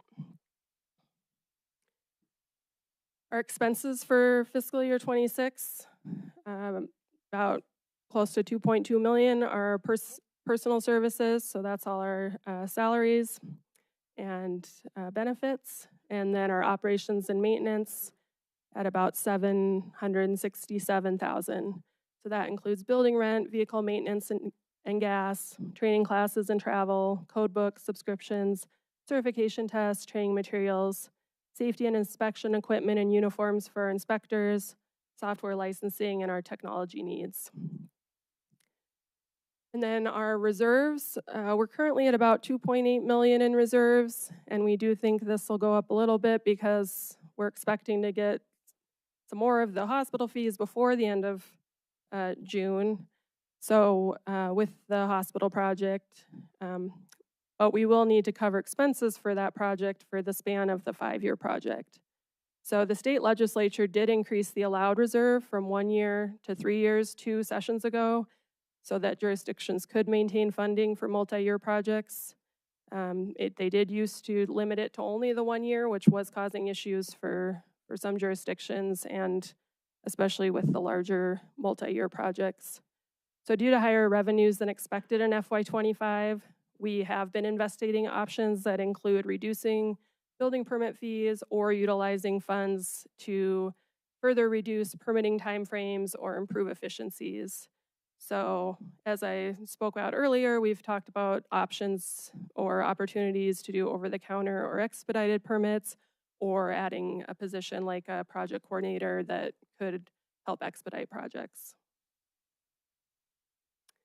And then with our 5-year outlook, we do anticipate continued growth to serve the growing community. We've added 4 FTE over the last 10 years, so would assume 1 or 2 additional over the next 5 years. There are some advances in artificial intelligence with building code enforcement that can enhance plan review and inspection, increase efficiencies, increase just the consistency between plan reviews and inspections and things like that. And then the next 5 years, we will also see replacement of up to 7 inspector vehicles. And with that, I'd be happy to take any questions. Great. Jessica, would you just start with the obvious one, which is, and I think you touched on at the end, with the new proposed FTE for the development project manager. You've got plenty of reserves to cover that. You don't have any concerns even with the project at the hospital requiring 5 years of services. Do you? Sounds not, that you're perfectly comfortable about your ability to cover the cost for that new FTE. Correct. I don't have any concerns about covering the FTE. Okay. Questions? Councilmember Nice, Councilmember Owen, and Councilmember Asplander?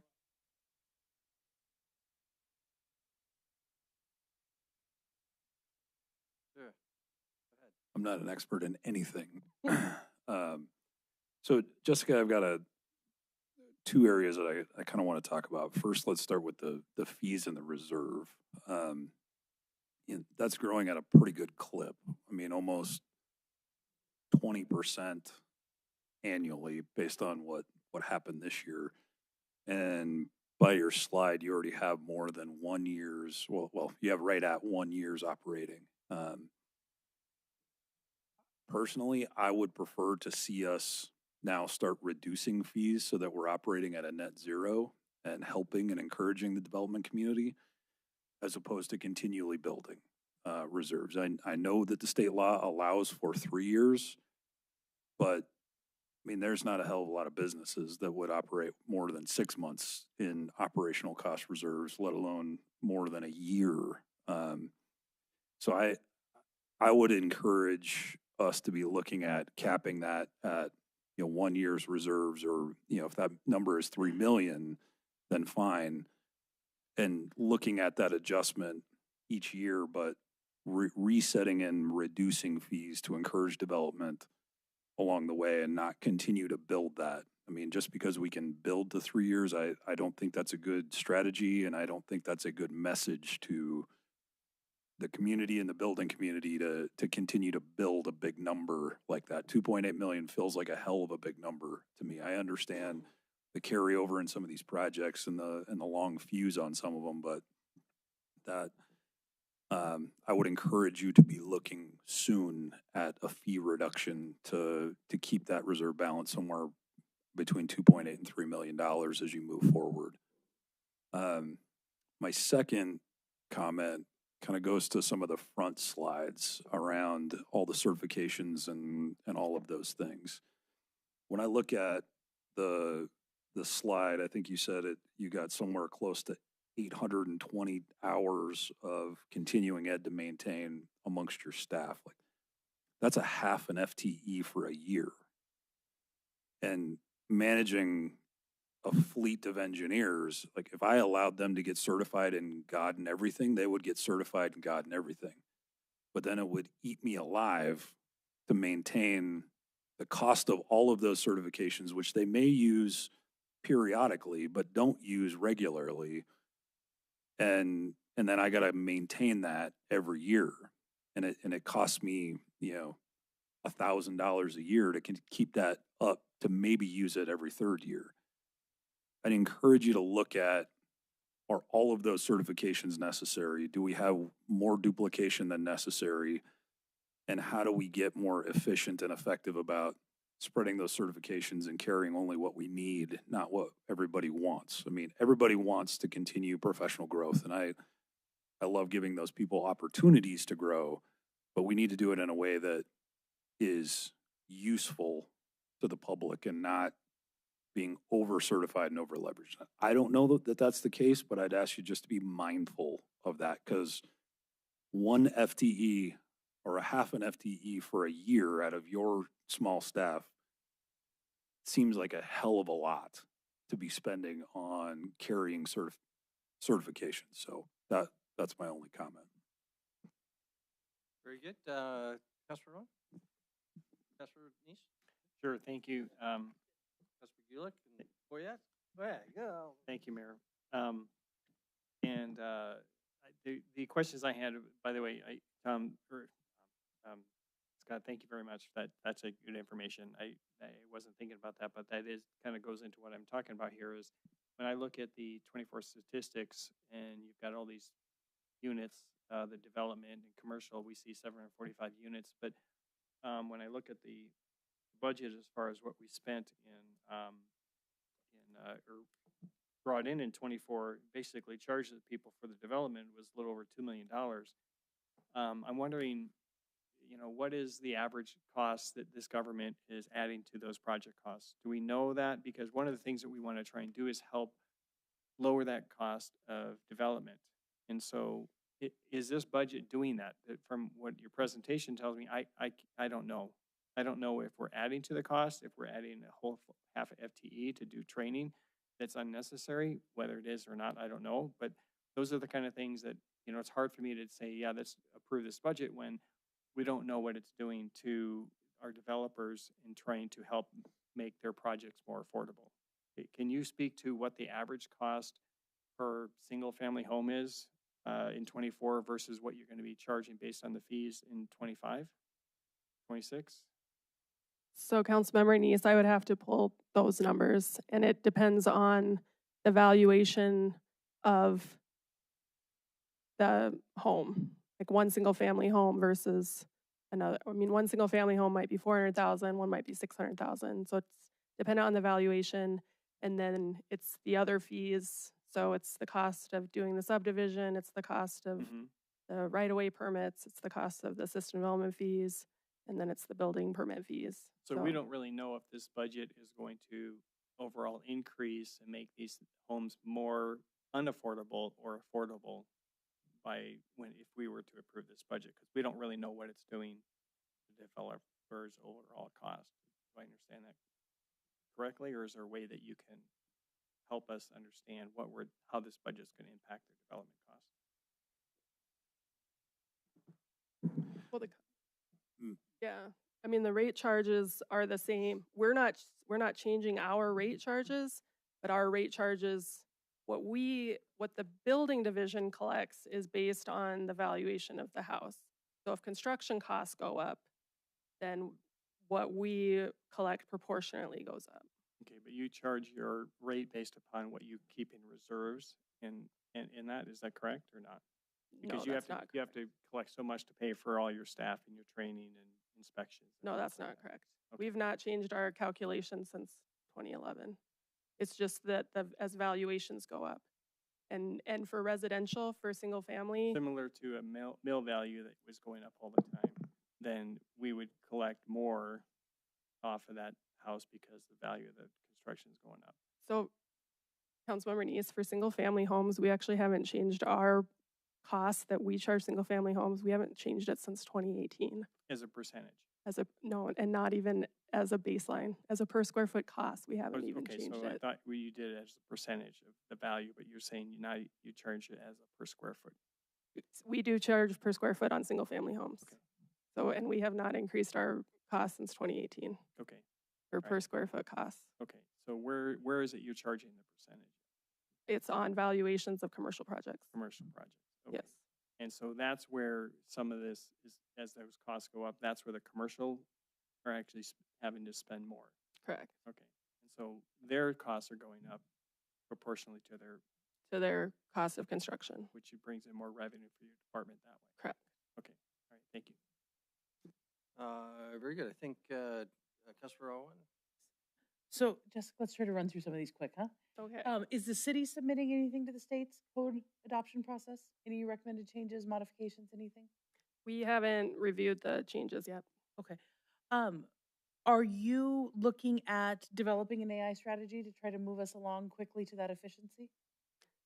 Right now we're in the middle of software development. And that's the focus. Okay. So let's talk about that actually, because I want to make sure that we really have learned the lessons from the utility billing conversion, although recognizing this is quite a bit of a different animal. But since I have an initiative on this, what kind of IT guidance do you have at the table? So right now we have,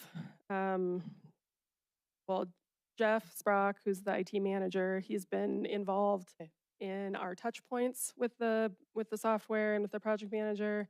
And then they have a system analyst who's assigned to our project. From our IT department? Yes, from our IT department. So we're not just relying on vendor representation? Correct. Did we bid, or is this an update from a current vendor? This was, it was an RFP. Okay, so this is a brand new vendor, someone new that we're working with. Well, it's a product, or it's a sub vendor of our vendor that we already use. Okay. But does everyone on the team know that it's okay to say, hey, time out, we're not ready? Yes. Is everyone authorized to throw a flag on the play, say, no, we're not ready to go, no one's feeling pressure to execute under a timeline? Yes. We're gonna do it right, no matter what. Correct. Okay. What are the metrics that help you make that decision? How do we know if we're on track? The metrics that we are working under right now is checking in with all of our departments and how they're feeling that we're progressing so far. Okay. And right now it's a very critical point because they are at the we did all our homework, we did all our here's what our expectations are. We did our scope document, we went through all that, and right now we're at the very beginning stages of validation, which is where they're saying, "Okay, we built this thing for you, here you go." And now we're starting to get into it, and this is where we say, "Okay, this isn't working how we want it, or this isn't working, or this is, or whatever." And so now is like very critical about, is it working how we want it? And then now is, are you fixing it how we want it? So it's like, it's not working how we want it, but then making sure that they're fixing it how we want it, and not just, and being able to say, okay, maybe the first fix isn't exactly what we want, or, we have to push a little further and say, you're reminding everybody to push. yes, Good. yes, keep pushing. Publicly facing, what are the benefits here? What are the kind of returns on investment? The number one, there's a lot. The main ones I see, and the main ones that we've talked to our customers about, is the one-stop shop, being able to have the one program Web to portal. do all the different, the web portal, where you're able to see all of your permits in one spot, all of your applications in one spot. You're able to see all your correction items. So if you've submitted for application, as it's moving through plan review, you will see as soon as someone from building has put corrections in, as soon as someone from engineering has corrections in, as soon as someone from planning has corrections in, you'll be able to see what those correction items are. You don't have to wait for the first review cycle to be done, which is what one of our complaints is now, is that you have to wait for the first review cycle to be done to see anyone's corrections. So that was a big piece of feedback that we got from our customers, that they're like, we want to be able to see as soon as engineering is saying, hey, your stormwater is wrong. Like, we want to be able to get in there and start working on a solution before we get everyone. Another one is online payments, so people will be able to pay online. We have, I think the web portal is the biggest. It's all the communication and interaction that you'll be able to keep up to date on all your status. You'll be able to request inspections online. You'll be able to see correction items online. You'll be able to, do all that stuff online. And so will you have some kind of external user group play with it a little bit before you go live? Yes. Oh, perfect. Yep. Okay, great. And then my last question, just to wrap up, is can you really work hard on communicating that permitting open house? Because I think you're right to say there's a lot of like small business owners who might get into a project way further than they need to without having those conversations. So I want to make sure we don't just publicize that to the development community. Yes. Okay. Yeah, and I already talked to Big Sky Economic Development about it. They thought it was a great idea. So, we have flyers. We'll make sure they get out and get it on social media and wherever we can, however we can communicate it out. Thank you. And I know I'm interrupting the other flow, but on that topic, should we be using some of those reserves to hire an outside consultant just to oversee this process, or you're comfortable with the help you're getting internally with the department? So we did talk to the IT department about that. They think that they have the resources needed for this. They have a lot of community development software experience, that they didn't feel that an outside consultant was needed in this case. But it may be a further conversation. We also have a data conversion issue happening with all of our legacy data. And so that might be, I know, data conversion. That's legacy. Yeah, sounds familiar. Well, I'm sure if that changes, you'd have support from this group to look outside as you need it. Yeah, could we actually maybe get like a 90-day update? Just kind of keep us posted. Yeah. And Mr. Mayor, just to jump Yep. on your comment, I understand where we feel confident, but our current system that we've been operating is absolute garbage. And we can't enter a permit without having to call and get the cheat codes to make the application even submit. So I know we feel confident, but if we're confident just in having forced this last one to make work, that's not confident. So I'd be really confident if we're going to do it, please. Very good. Ed and Mike? Yeah, so like the idea of the development project coordinator, as well as the open house and like what you mentioned with the software sounds good as well. Yeah, I think speaking to Scott's point, reducing fees, that could be nice. More important is just reducing permit times. And, I think the city compared to other jurisdictions does very well, but, if we're gonna, like, $2,000 worth of additional fees that saves a month is going to save a lot more in interest time, interest, and so that's the most important thing in general. And so appreciate efforts for doing that. But yeah, if you do have a lot of reserves, then yeah, let's we can start working them down too. Thank you. Okay, Mike? That was what I was talking about is, as a developer, do I really care about the fee versus getting the job done faster? Would it behoove us to hire more people to get the job done faster than it is to worry about reducing a fee? And I don't know that, but I mean, sometimes I think getting the body out there is more important than worrying about a fee, but I don't know that. Okay. And the other thing I'd say on reserves is they're not real reserves if there's an offsetting liability of future service. And so you've got to track that really carefully and maybe use different terminology. Reserve is just a dangerous word because that suggests it's free money. So, Correct. Yeah, considering we just do a 1-year budget, it's a reserve because it's not in next year's budget. But so you could still have a footnote in this year's budget saying next year and the year Yeah. after, we estimate that, something like that. correct. Yeah. Yeah. Okay. J- Okay, Jen, are we Mary, ready is there- to move on this Is there- topic? Yeah, is there some way that you can calculate how much you need in the future years? Is that how, because projects? Or like a 5-year, or the project, because the National Guard project is going to be a couple of years. The hospital obviously is 5 Yeah. years. Yeah. So you can do something like that, where similar to the CIP, we plan out 5 years as far as Yeah. so you could have something where you actually allocate. And so that's where we have maybe a year reserve plus future expectations. Mm-hmm. I agree with, managing that reserve a little bit better. I don't think we need to get in as a policy and say make it 1.5, but I do think there needs to be accountability that we're managing that budget of the reserves to make sure it doesn't grow, so. Okay, anything else? Council, it's 7:22. If we get into the police, who knows when we'll get out. So why don't we take a quick break and we'll start up no later than 7:30.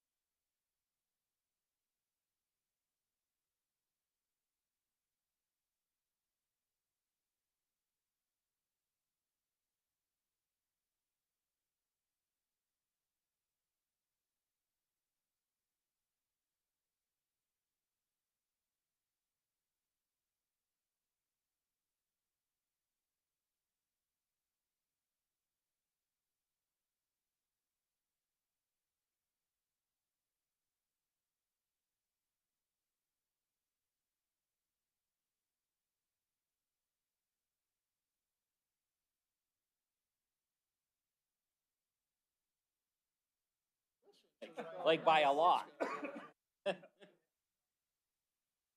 It absolutely. Sure.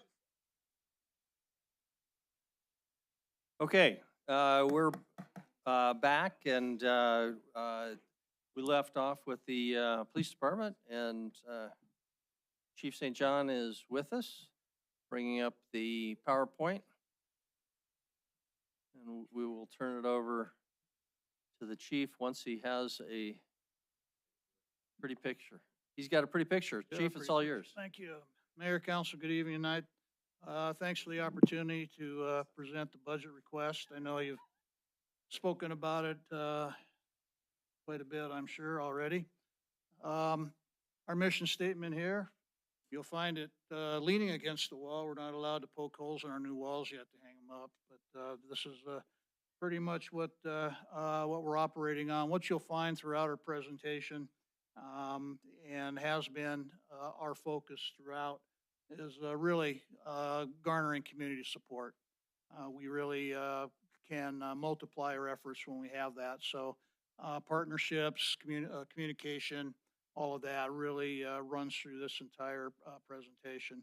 And you can see that with our focus. Number one, obviously, our mission is pretty simple: provide that public safety, addressing the needs, and then obviously, courtesy of CPSM and some of your requests, we want to hone in on our operational efficiencies. What we do, very simply stated, we enforce the law, maintain public order, protect the citizens, and deter the criminal activity. That's easily said. It's much more complicated, obviously, with the criminal justice system, the things we have to maneuver. I will arrogantly say that your department does a great job handling that task with the things that they have to do. In 2024, you see that we had 86,000 calls for service. Councilmember Boyad asked for some more reference. I did attach our annual report to the presentation folder if you want to refer to that. But for reference, in the last 5 years, we've averaged, I said a 5-year average of 90,874 calls. So your department's busy. And that's anything from, little squabbles all the way up to the most heinous crimes. Some of the references that I'll look at, we a lot of times get compared with our sister cities. Very unofficial. Look at it here. Great Falls in 24 had 40,000 calls, Missoula 55,000, and Bozeman 47,000. So again, unofficial numbers there that I got off the internet, which so must be right. But again, it's not that they don't have things that we do. We just have a lot more of it, and so we need to be able to rise to those challenges. And thanks to council support and the citizens who passed not only one but 2 safety levies, we've been able to maintain that. Your strategies, as you're well aware, were very clear and concise the past couple of years.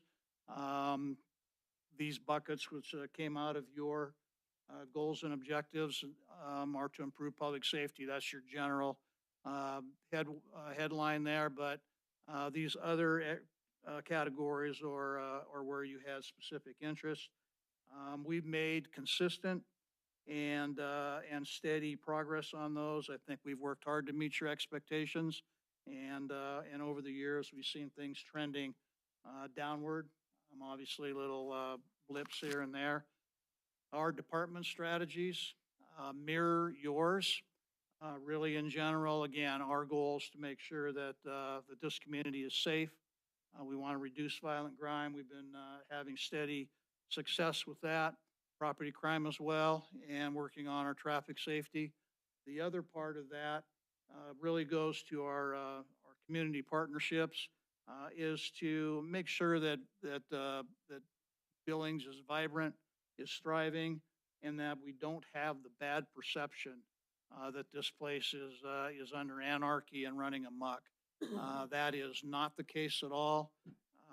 In fact, it's a safe city. It's well run, it's well managed. We do have issues we need to deal with, but I think your police department's staying on top of those. So again, very, very pleased and proud of the successes we've had over the years. The vibrant Billings part on the downtown really been enhanced by our officer presence. We've been able to put bodies down there. We've engaged the businesses and the population. And then, of course, SEPTED with YS crew, working a lot of the crime prevention side, and it's making some differences there. The budget, as we move into this, you can see that FY25 was at 36 million. Proposed coming to you is 35 million and some change. It's a 2.27 decrease over last year. Totals 820,000. Primarily that's coming from overtime and salary savings and some other little things that have been moved around. Obviously, this is a result of the legislative action and the police department's contribution to remedying that situation. On a pie chart explanation of it, you can see that as with most public safety or any public safety, you'll find that the lion's share of our budget goes to personnel. We do not sell a product, we provide a service. Our personnel are our number one asset. We work very hard to recruit and hire A-plus individuals, and then they in turn provide the outstanding work that you see being done time and time again. There is, again, the money was the net decrease of 820, but there were some increases in respective line items there as money was moved around. Personal services were increased. We have some salaries adjustments. We have contract requirements and some benefits that need to be taken care of. And then we have some projected payouts with retirements. So there were some additions made there.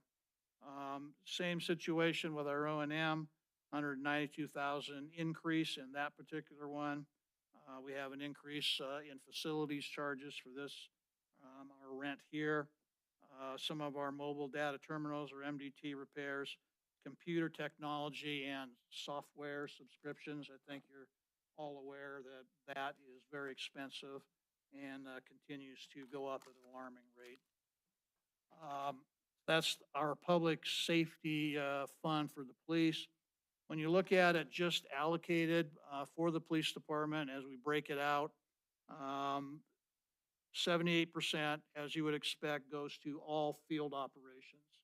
So anything that you have your officers and detectives out doing and what you expect them to do, 78% of that budget is allocated toward that. 14% would be to the admin side, 8% to support, and we have a very, very small amount attributed to the animal control facility. As a matter of fact, as you can see, it didn't even register as any number specifically. But what's important is that the money that you allot us goes to field operations, and that's where, that's where our work is, and so that's where we have it allocated. Here's an itemized list of those specific buckets that I had in the previous pie chart. So you can go here and add these things up. Anything that's on an operation side would be in that bucket, admin side, and facility side. So you can put numbers to that picture, but this is how it's broken up and allocated throughout the department. The one thing that I will point out to you, if you look down at police programs, so fourth up from the bottom in the light blue, these are grant programs. We have 11 that we actively pursue. It generates revenue for us in this fiscal year, 1,562,000. So we are actually actively out seeking partners to help with programs and defer some of the costs. So $1.5 million coming in from a lot of those grant programs. Just some highlights of our increases. And again, I indicated that although we had a net decrease, some of the line items were increased as money was moved around. Most of these things are contractual that we have to take care of. So we have payouts when people retire. They're allowed to do that. Same thing, contract calls or allows for cashing out your comp time. We are in contract negotiations right now. I know that application of those principles are being discussed.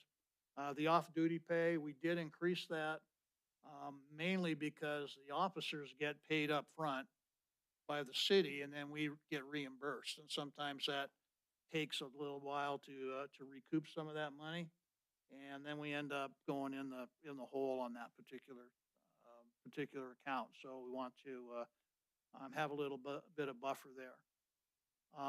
On the O&M side of it, most of the significant increases come on the software and technical side of the house. Your publications, your subscriptions, your software, MDT repairs, a lot of the technical stuff is where that came, the increase came. The towing service,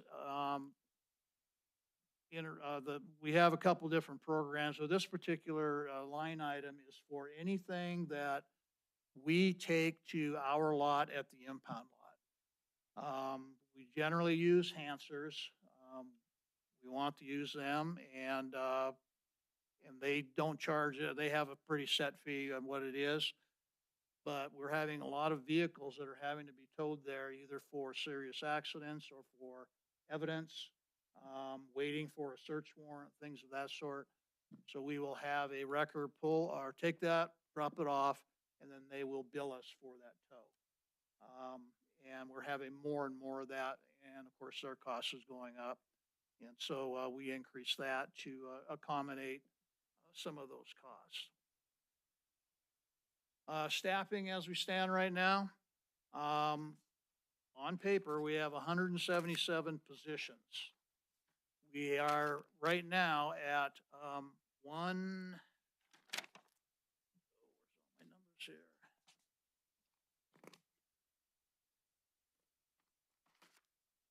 We're at 162. So it's 162 counts the 6 in-field training and the 4 at MLEA. So 162 are actually getting paychecks right now. 8 are in backgrounds, and they will be potentially going to the academy in September.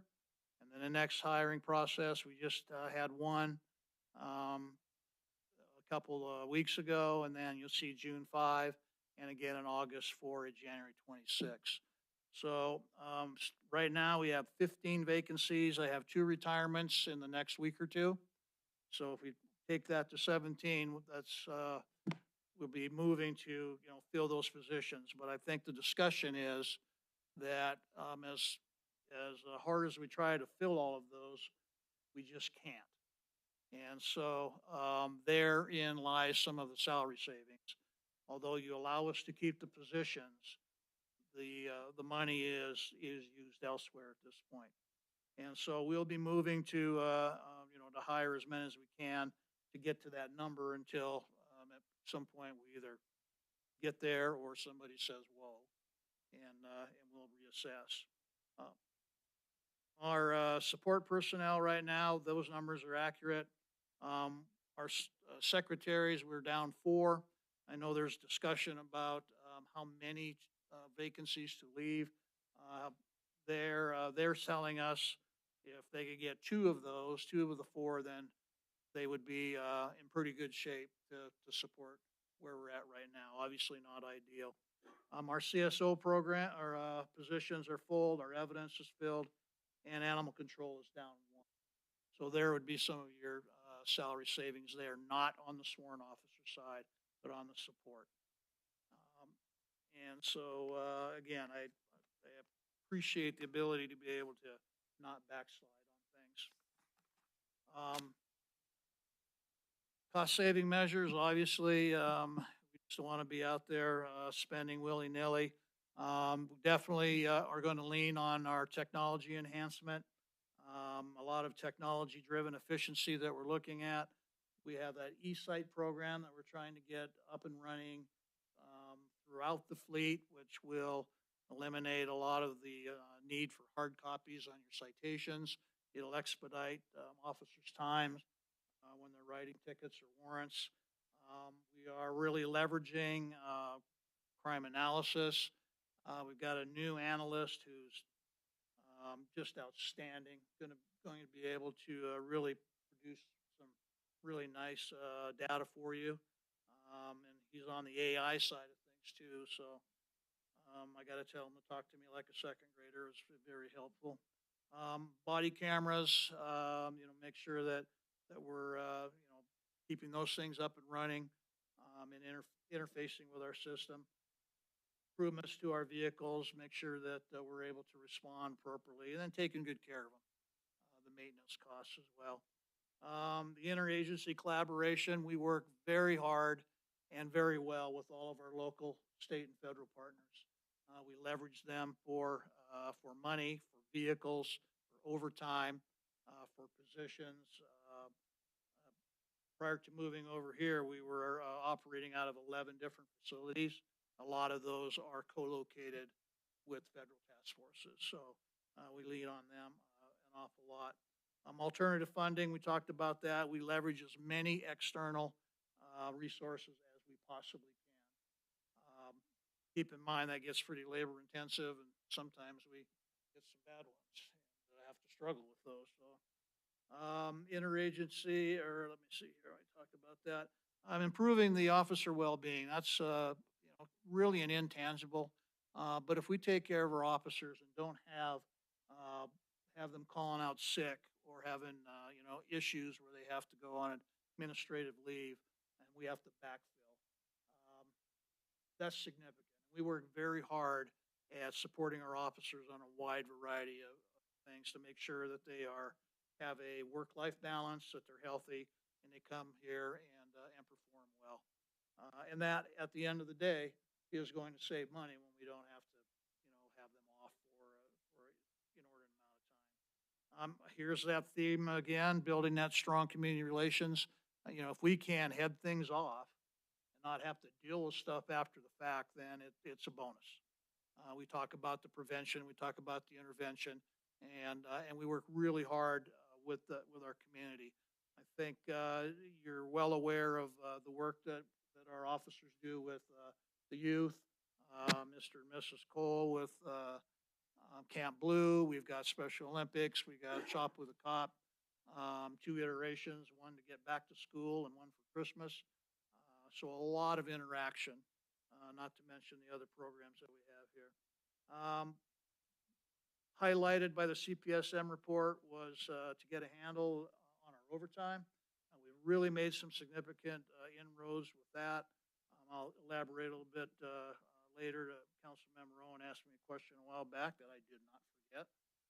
And energy efficiency, of course. We got into our new building, so hopefully we can keep the bills down a little bit as opposed to the ones that we had across the street over there, which was when it was wintertime, the AC was going, and the opposite for the summer. So anyway, a lot of concerted effort to keep our costs down and really be diligent with taxpayer dollars. But you're not suggesting there's hot air from the 3rd or 5th floor? No, that goes up. I wouldn't know. All right. Thanks. To the overtime, to the cost savings program, the things that I really want to highlight is the effort that we're now putting into really paying attention and making sure that we're doing things the right way and getting things paid properly. So we're really covered under two particular programs. These are the extra pays and programs that are required by the CBA. And they were, before, kind of loosely interpreted, and we had some things getting out of hand.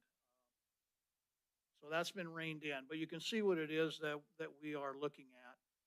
The FTO pay, call out, which is either pay or comp time, straight comp time or pay, short shift changeover, minimum staffing, court time, standby. All these things are covered in contract if you touch on one of these, then you owe somebody overtime.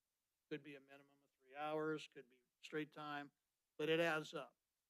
And it adds up if you're not, not paying attention.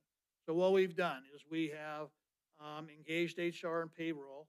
We now more effectively monitor extra hours and special duty assignments. We've given access to our first line supervisors. Before, they didn't have that. It was mid-level and higher that were paying attention. And so now the supervisors have access to that to know what they're doing.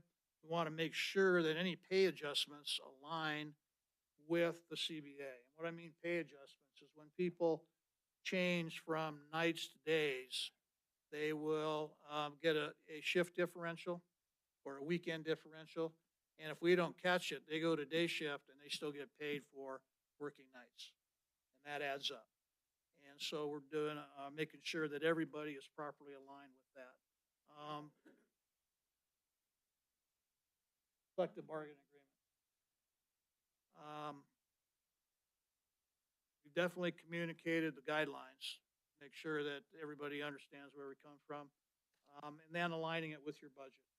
That, of course, makes sure that we're tracking trends and we don't want to overspend and get yourself in trouble. And now we're doing regular audits, so we're paying attention to that.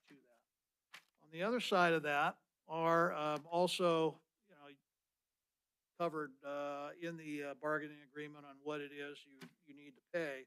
These are the things that end up costing us a lot of money. And you can see what we've done is itemize each particular incident, if you will, that we can track specifically where we're paying our overtime.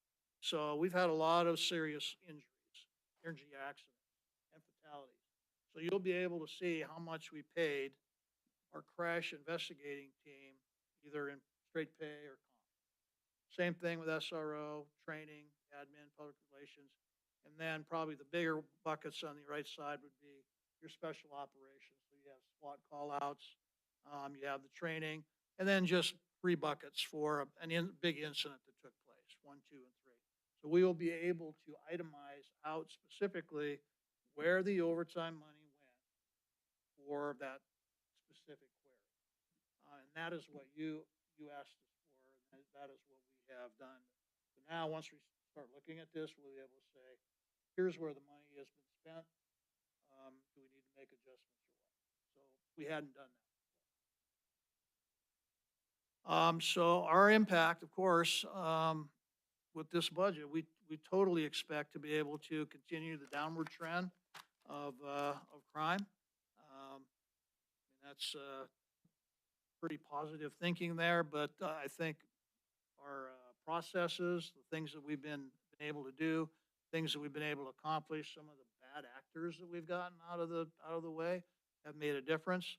I think we really want to, you're not going to make the community happy all the time. You always have some people that don't like what you do, but I think for the most part, we provide their satisfaction and have their trust.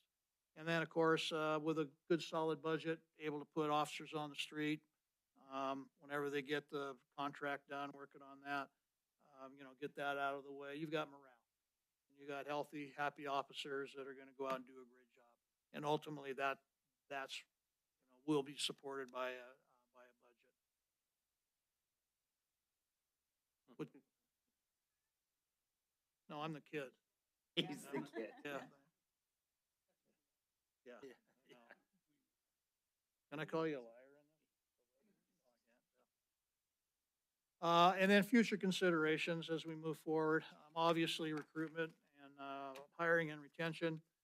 We always want to make sure that we're adequately staffed, maintaining sufficient personnel levels, and then improve our recruitment strategies. We're very active on that. We still are not having trouble getting people in the door. We're having an ample pool of really, really good candidates. It's just a matter of getting them through the process, getting them hired, and back on the street. Technology equipment is going to be, I think, a bane for everybody as costs go up. There's all sorts of cool whiz bang things to help us do our job, but they're expensive. And, we need to stay on top of that. Down the road, this would be really nice, and I think it would really set us apart.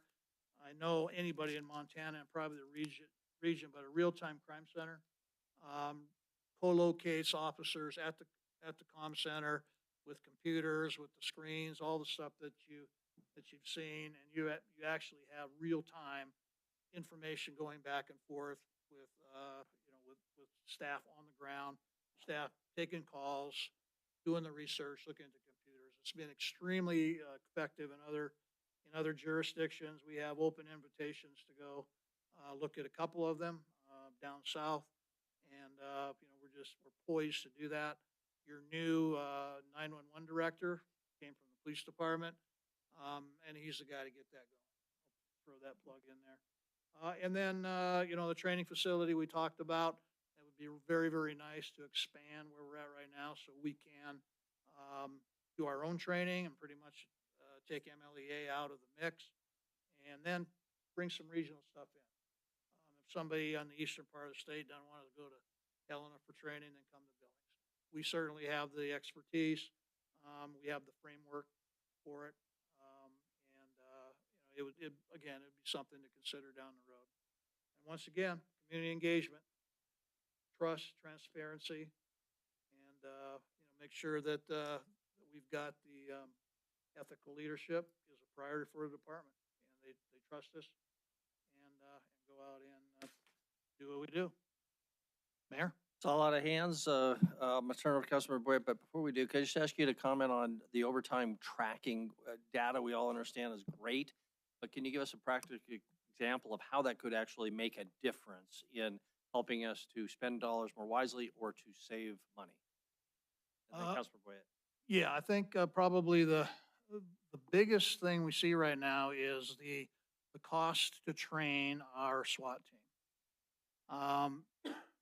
And in order to be as good as they are and efficient as they are, and you're talking about a team that is used in high liability, low frequency situations, and you don't want to have somebody that doesn't know what they're doing or half-ass. It's going to create terrible liability for the city. That training, that level of expertise costs a lot of money. Where we're at right now, fortunately, Billings is not big enough that we need a full-time SWAT team. So everybody has a day job. And being on the SWAT team is collateral duty. And the only way that they can train, some of them are on their days off, some of them it's in lieu of work. But when you bring a team of 11, 12 together to train for 8, 10 hours and half of them are on overtime, then that's going to add up pretty quickly. And so the decision is, are we better off creating a full-time SWAT team, making that their day job, thereby eliminating the overtime? That's an example of where we could go with that. And other things would be like, do we really need to do this? We're paying overtime for a function. Do we really need to do this? Or is there a different way to do it? Okay. Example. Okay, thank you. Councilmember Brad, Councilmember Kenny. Thank you, Mayor. But just one thing, I did go through the academy at the police department here, and I didn't go to Helena or Missoula, but we had one here back in the old days, and it seemed to work. But I guess my question is, I don't know if you were here at the beginning of our meeting, but there was a constituent that was complaining about traffic. The people with tires sticking out past their cars and loud noises and stuff.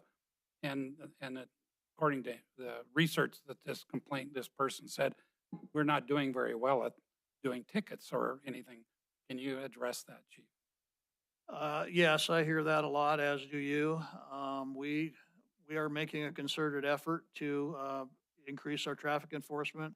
I think you'll be very pleased with some operations we've run of late to tamp down the street racing and the problems in the parking lots. Been very aggressive and very successful with some of that.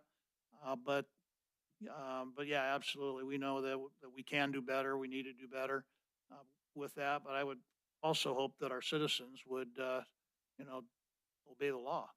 That would be very helpful. And that is one factor here that I forgot to mention. When we're talking about saving money and operational stuff, that our problematic individuals have a vote too. And they really don't necessarily care if we're busting our budget or I don't have overtime money or I'm short officers. They're out there doing what they do regardless what we sit there and tell them. So, we'll work as hard as we can with that. But I've noticed myself a significant increase in traffic enforcement just listening to activity on the radio. So, hopefully we can provide you some better numbers. I don't have a good answer for you. Mr. Kenny? Chief, one of the areas that I have talked about for a long time, and it's staffing. And it's staffing.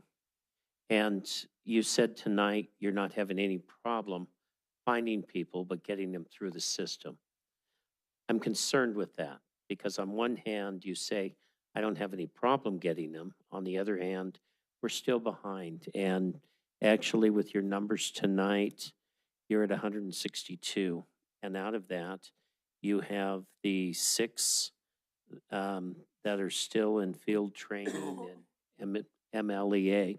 So that puts us down about 15 to 17.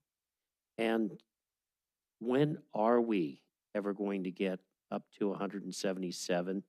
And the reason I ask that is because one of the recommendations came from the city administrator is to put 5 positions in vacancy savings, even though the positions aren't going away.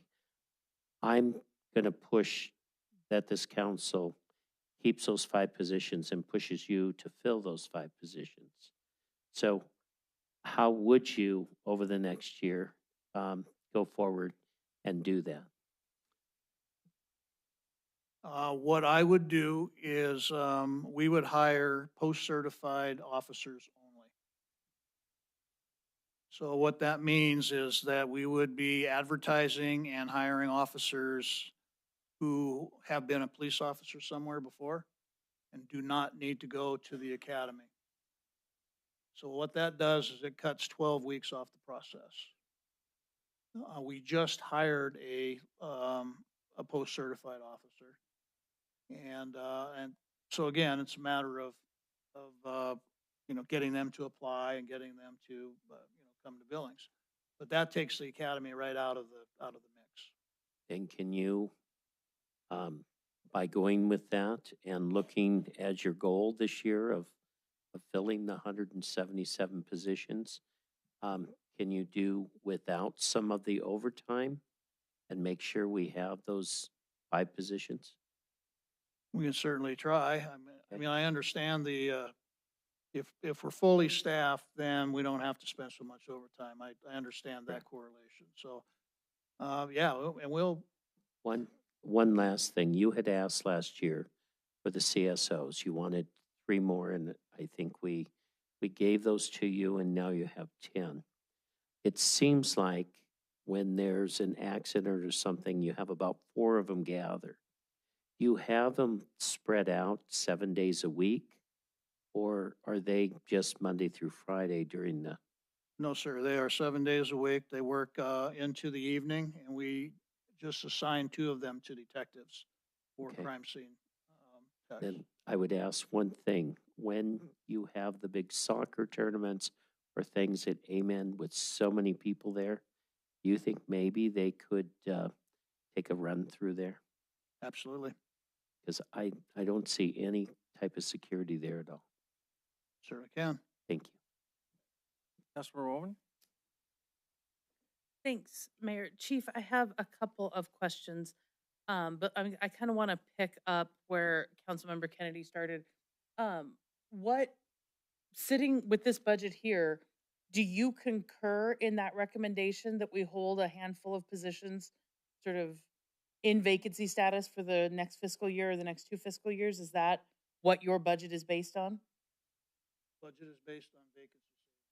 In which positions? Which ones are you recommending be held open? The support services and animal control, not a No patrol, because I thought there was at least one patrol in what the city administrator recommended. No, so CSOs, animal control only. I'm sorry. Support, okay. So support like administrative support, not CSO support. Clerical staff Okay. and not So then I think my next question is, what assumptions are in this budget with respect to contract negotiations? Feel free to make Andy answer that if you want. I think the assumption is that they're going to pass something, we'll have some sort of pay increase, I'm guessing. So that's, Oh, sorry. Mayor, council member, Owen, there is there is a reasonable estimate for salary adjustment in the proposed budget tied to labor negotiations. I would honestly rather not say what the number is, but we think it's a reasonable number relative to the market and what it would take. So there is a number, like with all the other salaries, based on either contract or the anticipation of what this contract may land at. and what are you able to tell us right now about the status of negotiations? Are we on track to finalize before the end of the fiscal year? That is a possibility. They have had numerous meetings. Both sides approach this quite early to avoid retroactive and all the challenges that come. And yet, we do find ourselves, the toughest issue is what is compensation going to be? They did meet, was it last week? Got much closer than where we were just 3 weeks ago. And so we've got a strategy meeting tomorrow afternoon, and it is still possible to get it done before this fiscal year ends. Yeah. Okay, so then I think I'm not going to ask you to get into negotiations, but I think many of us are trying to understand why we can't sort of address the overtime by either better salaries, different, staffing methods, whatever we can do. So I want to kind of just push back a little, Chief. I appreciate you being so responsive on this overtime issue and getting these categories established and this tracking established. But I think we're still running pretty high overtime. In fact, I think we might be $1 million up from fiscal year 24 to fiscal year 25. Does that seem about right? So what, I think to the mayor's question, to all of our questions is, what can we actually start doing right now? Well, again, I think probably the biggest thing is to make sure that when we pay overtime, that it is that it's proper, that it is within our guidelines, that it's not excessive, and that we don't have any abuses or misinterpretations. The big thing we had before was very loose interpretation of some of the contract language. And you'd end up with, 4 hours here, 4 hours there, and then, so tightening up how we do business will help significantly. Okay. And then I'm just going to make a couple of comments here real quickly, and you're free to respond to them if you like or not. I'm not sure if I saw it in here or in the budget document itself. Oh, I'm sorry. It's in your budget document itself, Chief. There is a reference to goals on family violence. Does that sound kind of familiar? So I'm not, okay. I'm a little concerned that the budget is based on resources necessary to do meaningful follow-up in 75% of family violence cases and 80% of strangulation cases. I'd like us to be 100% on those. And so help me understand the gap.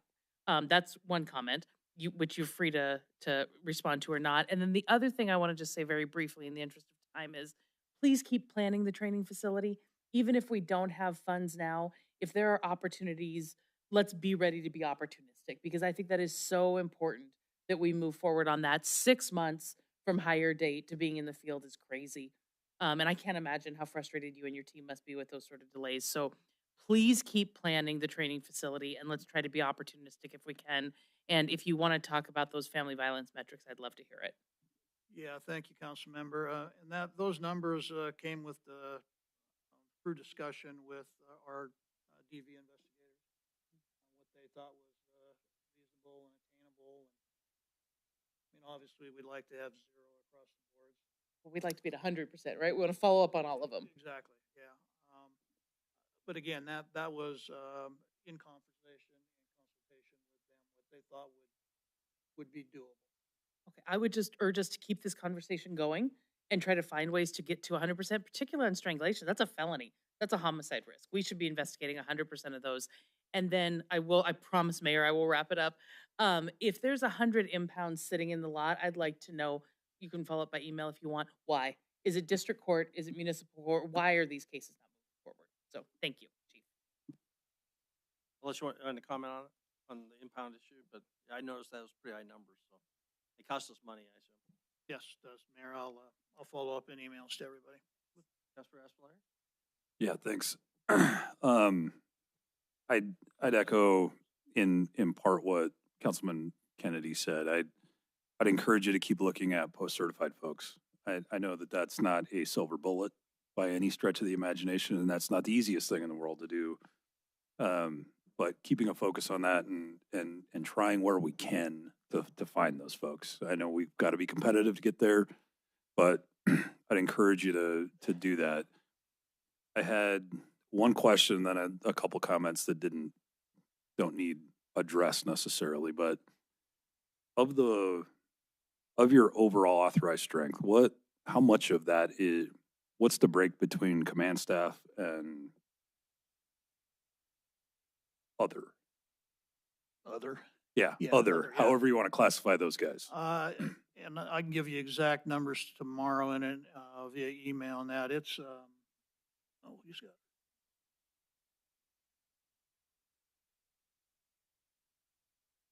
Hundred and 42 officers. So The rest would be, So we've got roughly 20 so yeah. in command staff? Okay. And I'll have to go back and look at the CPSM about what's the appropriate ratio. And you can comment on that too, but I think that's one of the questions that I would have going forward. And it's not necessarily a budget conversation tonight, but is there an opportunity to look at reorganization of command staff and trying to consolidate? Are we at the appropriate level? Where do we land there? I know the CPSM study touched on that, and there's wildly differing and varying opinions on whether that's right, wrong, and different. Our levels are correct on that, but keeping an open mind towards how we maximize the boots in the field and not down on the second floor or the third floor, whatever floor you landed on in this place is always something I want to make sure we're always looking at ways to maximize. Yeah, we're very mindful of span of control for us, so we don't want to be anymore from one to 7. And before the last CPSM, we were way out of whack with some of those. You had a supervisor with 10, 15. And so we had to balance that out. But I understand what you're saying. We're not top heavy, but we'll make sure we're mindful of it. Yep. So, Mayor, my couple comments. I also, we've had these conversations, the budget committee, and had these conversations with Andy and Chris as it relates to the vacancy savings. I also hope as we get to the final budget and the budget wrap up that those vacancy saving dollars are not taken out of the personal services, direct personnel costs, but they're taken out of the overtime budget. Even if we have to shift that at some point, and I understand that that's a absolute, shell game shifting of money, but I think it sends a message of our priority to making sure that those positions are filled at some point in time in the community. We likely will come back and have to shift that back out of personal services and pay and into the overtime to cover overtime deficits. But I think it's good for our community and good for this body to be directly engaged. Something that I'm going to ask as we go through this is something we talked about in the budget committee, is setting a benchmark for both police and fire on overtime. And that number may be 2/3, probably is something like 2/3, setting it if you are hitting 2/3 of your overtime budget and you are not 2/3 of the way through the calendar, then this needs to come back to the body and we need to talk about, where you're at, why you're there, and how we're going to get that rebalanced to balance it out at 100% of the calendar. I think that's just good oversight for this body as it relates to police and fire.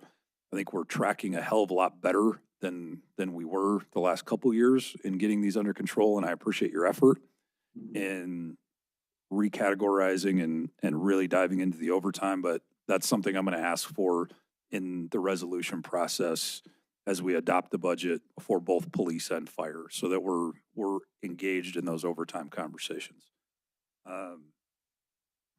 Lastly, on the future needs and planning, I don't know that I'm necessarily as interested or willing to talk about training facilities and our own academy. Every conversation that we've had with DOJ and even with your team, the law enforcement academy has not been a holdup. I mean, they have positions. We've never had an inability to get the people that we've had into the academy and back out of the academy. I would need to see some real information about how that's going to shorten that timeline. And I'm just not convinced that adding that extra cost associated with training and trainers and training facilities and ops costs associated with that is going to provide a savings when that's not necessarily, from what I've seen and been presented to this point, a hang in our ability to hit our hiring numbers. So I'm not convinced on that. I'm open to being wrong and furthering that conversation, but I'm not convinced yet that a training facility of our own is necessarily where we need to be. But I'm happy to be proven wrong over the years, and I'd love to continue that conversation offline as you're having that and rolling it forward. But appreciate the effort that you put into this. I think this last year we've seen great improvement. Appreciate your team, appreciate your leadership team's work this year in implementing the CPSM, and I think we're certainly moving the needle in the right direction. So thank you. Thank you. Tom? Thank you, Mayor. Chief, just a comment first, budget related, and then I have two other questions I want to ask about. I don't want the media to come out tomorrow and say, we're cutting your budget by $800,000. That's your bottom line number. But personal services number is up by $900,000. O&M number is up. I mean, we are dedicating more resources to the police department this year than we did last year. The driver of that decrease in your bottom line number is that we're no longer paying debt service on the operation or the evidence center, right? So that's why your expenses are down. It is not that we're spending less on our police department. Is that correct? Yes. Yes. Thank you. All right. I can just picture the story now on the news or in the paper saying, oh, they're cutting the police department by $800,000. That's absolutely not what is happening. I also want to just make clear that vacancy savings you are not driving vacancy savings by holding positions open. That is correct. Right? Vacancy savings happen naturally by the fact that we have turnover. Every department that ever has turnover has vacancy savings, unless they're just somehow able to put somebody in that seat the very next day. We are not there with police department. You're one of the largest departments. So we will have vacancy savings, which your adjustment from $300,000 to $500,000 is just more of a realization of the natural norms of vacancy savings that we have in that department. That is correct. All right. Thank you. Because there's some misperceptions here, I think, that vacancy savings are because you're holding positions open, and that's not true. All right. Thank you. So now I just want to move on. Two questions. One is related to downtown officers. And we heard, I'm trying to reconcile the story we heard a couple weeks ago to what we heard tonight. Because you're saying we've got the officers downtown, and they were saying that there's one, and we're not anticipating getting the other two hired this year. So can you help us understand what our approach is, and are you shifting more officers even though they're not dedicated full downtown? What's the approach there? Yeah, thank you for the question. So, yeah, there's 3 downtown officers. We only have 1 position filled right now. There were some promotions and transfers out. Having difficulty filling the position mainly because we're down 15. And so we want to make sure that our patrol is up. We have met with DBA, Katie specifically, and come up with a plan on how to address their needs. So it'll be for a lot of their functions will be an as needed. It'll be an overtime where they're paying us back and reimbursed for extra officers to be down there. They just won't have full-time officers until we're in a better position. But they're still going to pay their money. We're still going to provide service as needed. They're going to pay for 3 FTEs, or they'll Yeah, pay they're going to make less? their contributions. And then rather than just say, quit paying, we're not going to do any officers, they're going to continue that. So we still have that in place, but it'll be as, you know, it won't be like a full-time thing. I'm confusing you, obviously. I am, yes, I admit to being a little confused by that. I've just, if Yeah. they're, the bid boards have voted to support 3 FTEs. Some of that money is TIF money that we also allocate through there. So how do we, what are we getting? Well, you're getting, it just won't be, they'll get them for events, times when they need them, extra officers where they're paying overtime, not a 40-hour work week. Same amount of money. That's all I understand the relationship. Are they paying the same amount of money Yes. that they always have? Yes. But they've always been getting support for events and those kinds of things by paying overtime over and above that 3 FTEs, wasn't it? No. Oh, So that's the makeup, so to speak. So what I'm anticipating is we're targeting that they're going to spend their same allocation, but whereas normally they would, in a perfect world, have 3 bodies there, 40 hours a week, working shift work there. Because we're so short, we can't supply that, but we will be supplying people on overtime to cover special events, anything where we anticipate additional law enforcement resources will help improve the safety of the situation. Would that be, and we're not charging them for officers they don't get. So if we couldn't supply, am I thinking of that right, Andy? If we didn't have officers covering enough of that, we wouldn't send them a bill for something they didn't get service on. We're all working our way through it, I guess, openly. okay. So we'll just, that's not, it doesn't sound like it's completely figured out yet. Work through those details. All right. Okay. Very good. Good enough. I'll move on then. The other thing is, okay, so I'm going to hit on traffic, and I always kind of do because that's our word out there, right? In your goals, and I did look at your goals, and they're different than last year. So thank you. I know I've hit on those a couple of years, but you have an action plan for improving traffic safety to have high visibility enforcement, I think was what right. High visibility enforcement targeting specific behaviors that contribute to crashes, et cetera, et cetera.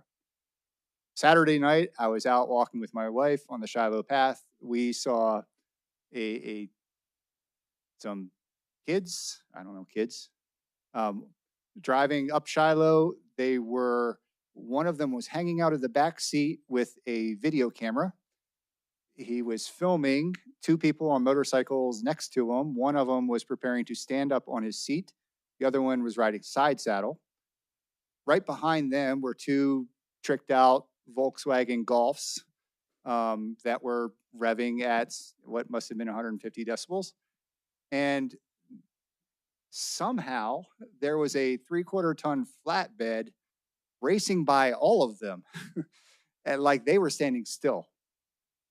These are not behaviors from people who feel any kind of expectation of consequence.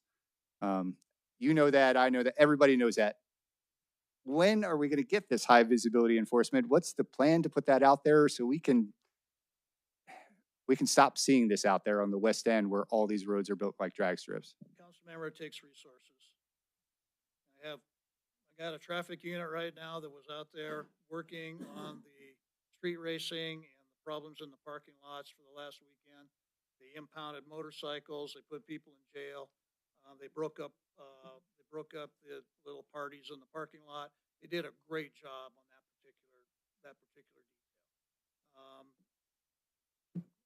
High visibility, we gotta have some bodies to do that.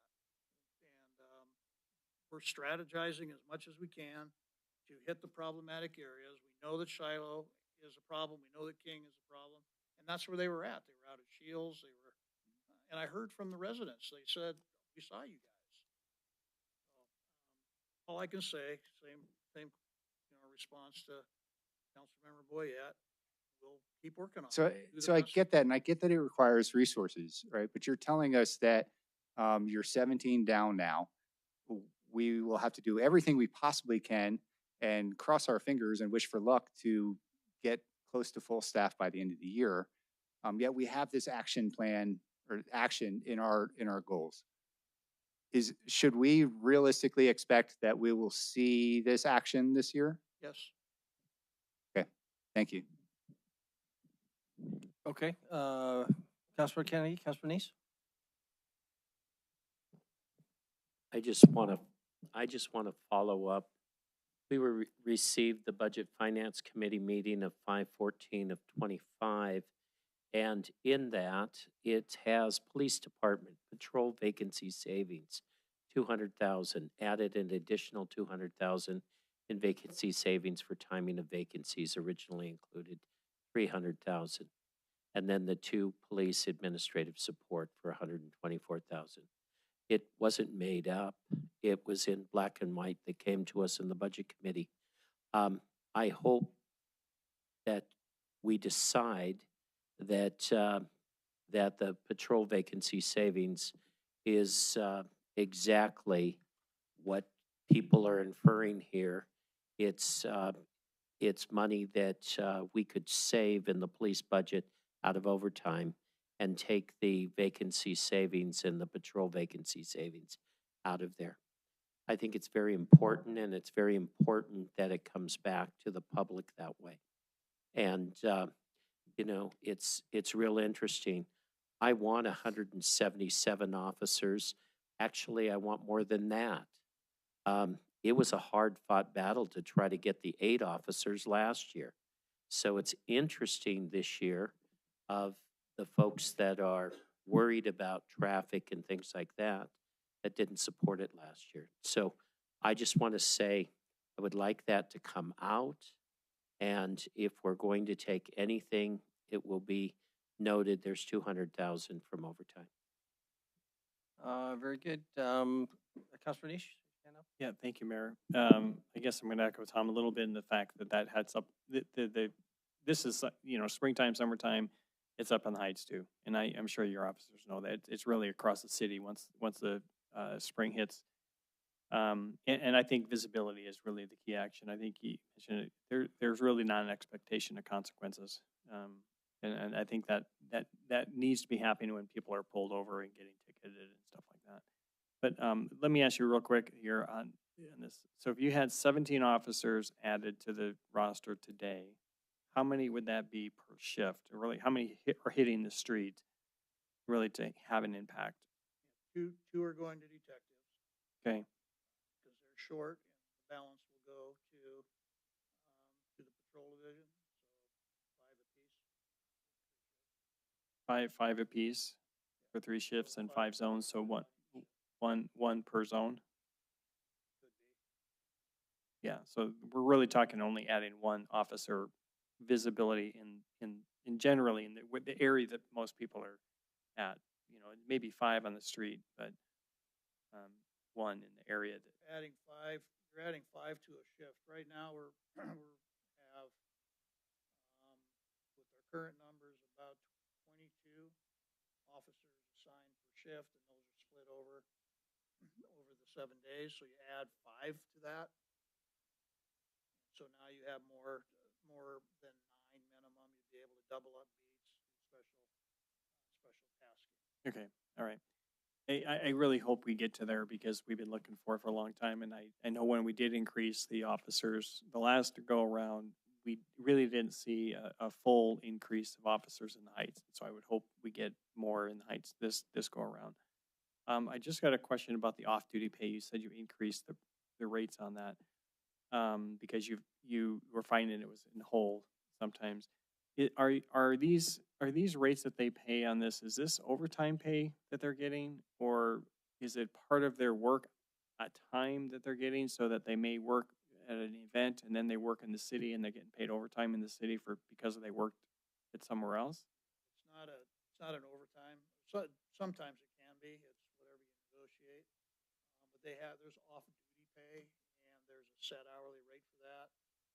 If you need more than a couple, 3 officers, then it's a different amount. If you need cars, and there's extra charges. But going to their contract pay for when they're working for the city, that doesn't add to their time. That is overtime. Okay, so they're paying an overtime rate. Okay, thank you. And then you mentioned you're going to have vacancy savings. You're not going to hire the 4 additional support staff. That's your vacancy savings on your presentation here, right? I think budget committee said 2, but on the presentation, Yeah, we're down 4. 4, You're down 4, and you're not going to hire any of those. at least 2. At least 2. Okay, so it is correct that what the budget committee said. All right, so you're not going to hire 2. That, I guess that's my concern, is I thought you were not going to hire those 4. So, there's always that idea, if I understand it correctly, if you're not hiring enough support staff, then the officers spending their time inside, and it doesn't make any sense to cut your support down to where the officers then we're spending basically our offices are support. And so, do you feel that is by hiring 2, is that going to keep the officers on the street appropriately? Yes. Okay, so why would we need 4 then? 4 is fully staffed. 2 is where their assessment is that they can contribute, if you will, to the financial challenge and still be where we need to be to support them. So no additional time for the officers will be spent in support. They'll be on the street. Correct. Okay. And then you mentioned we're a place of choice for officers. Are we, other than retirements, why do officers leave? Some of them are going to greener pastures. Some of them follow their spouses. Spouses don't like it here and leave. I haven't had anybody leave short of 20 years for a while. Okay. The 2 that did had retired from the sheriff's office. They already had a 20-year career. The last big retirement, everybody was between 25 and 30 years. Okay. I don't have anybody just quitting to quit, and I don't have anybody leaving now. Okay. And how realistic it is to hire these officers who are post-certified? It's realistic. However, they are harder to come by than somebody who hasn't been an officer. So we don't get as many post-certified applications as we do now. What do you have to do to get them in? Do you have to hire them at a higher rate? What does it really take to get those in so that we make sure the budget's there for it? It's like anything else, council member. It's, the quality of life that we have here, the pay, the work, is their family, all the things are going to have somebody move to a specific location or not.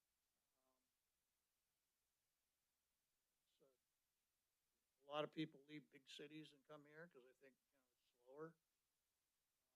Small officers from small departments come here because they want more action. So a wide variety of reasons. Okay. Well, I guess I'll just say, I've been on council long enough to know that we've been understaffed on the police for a long time. And even when we have staff, they're not deployed because they're being in training. And I think that we need to serve our residents well by getting these the staff hired this year and trained and on the street so that we're not constantly understaffed in our police. If we're going to solve the public safety issue in our city, we've got to have officers on the ground. Thank you. Very good. Councilmember Owen, and then just a reminder, we're at 8:35. Let's try to wrap this one up and move on to our final item. Yeah, Councilmember Owen. thanks, Mayor. I won't be long, but I do think we've introduced some ambiguity in here that doesn't need to be. So I'm going to go back to this memo that was mentioned and just quote it so that we all understand. Several vacant positions will be held open in the general and public safety funds, according to the city administrator's recommendations. There will be an animal control officer position held open, deliberately held open. There will be 2 police admin support, deliberately held open. And there is a expectation that an additional 200,000 will come out of patrol vacancy.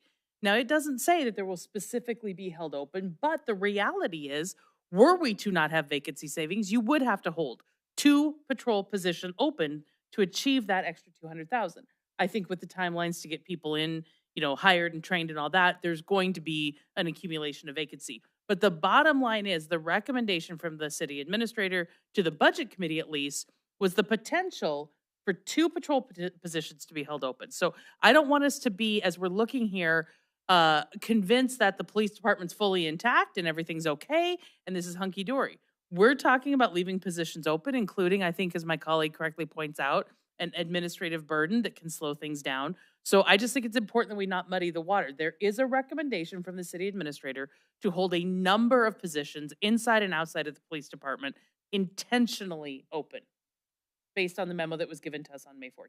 I would disagree with that interpretation. There is a. It says several vacant positions will be held open.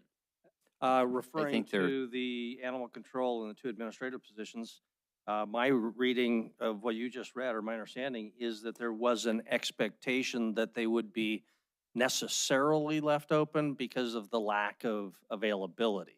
That's different than a choice to prevent them from being filled.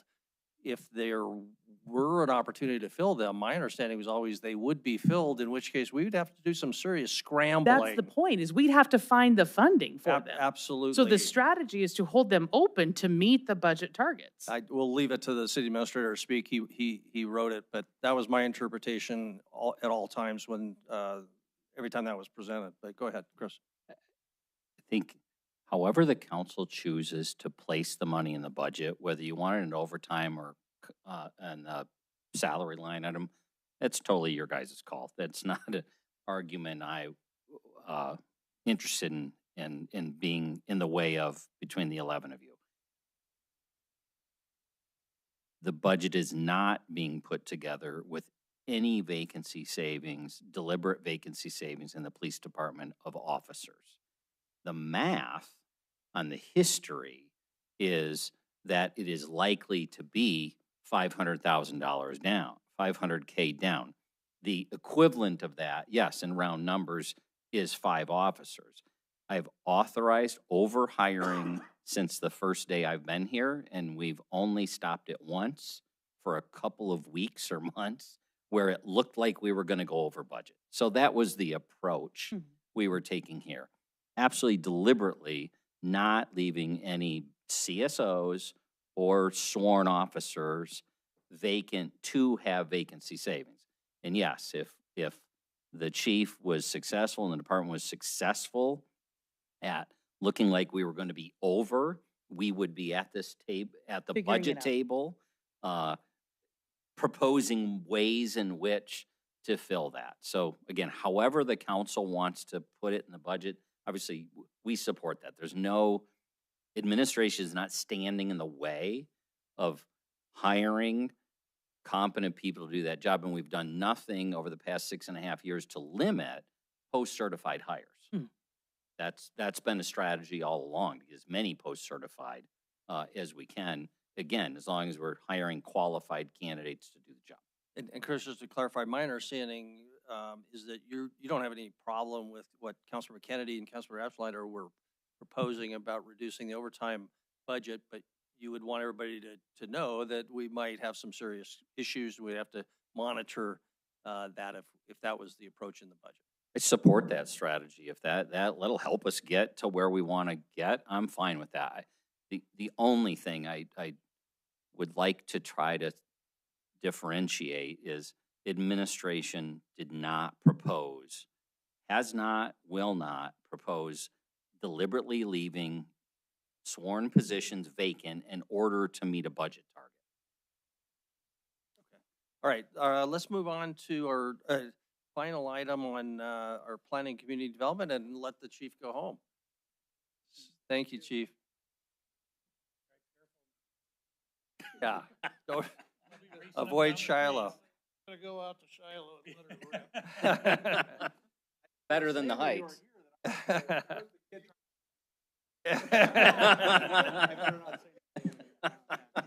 Just a reminder that that's why they made traffic enforcement cameras, and we would not be having this problem if we could invest in technology. Use some technology.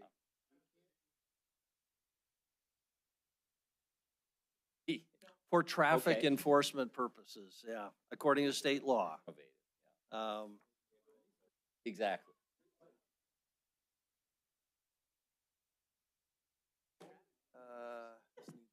Have to look at the statute.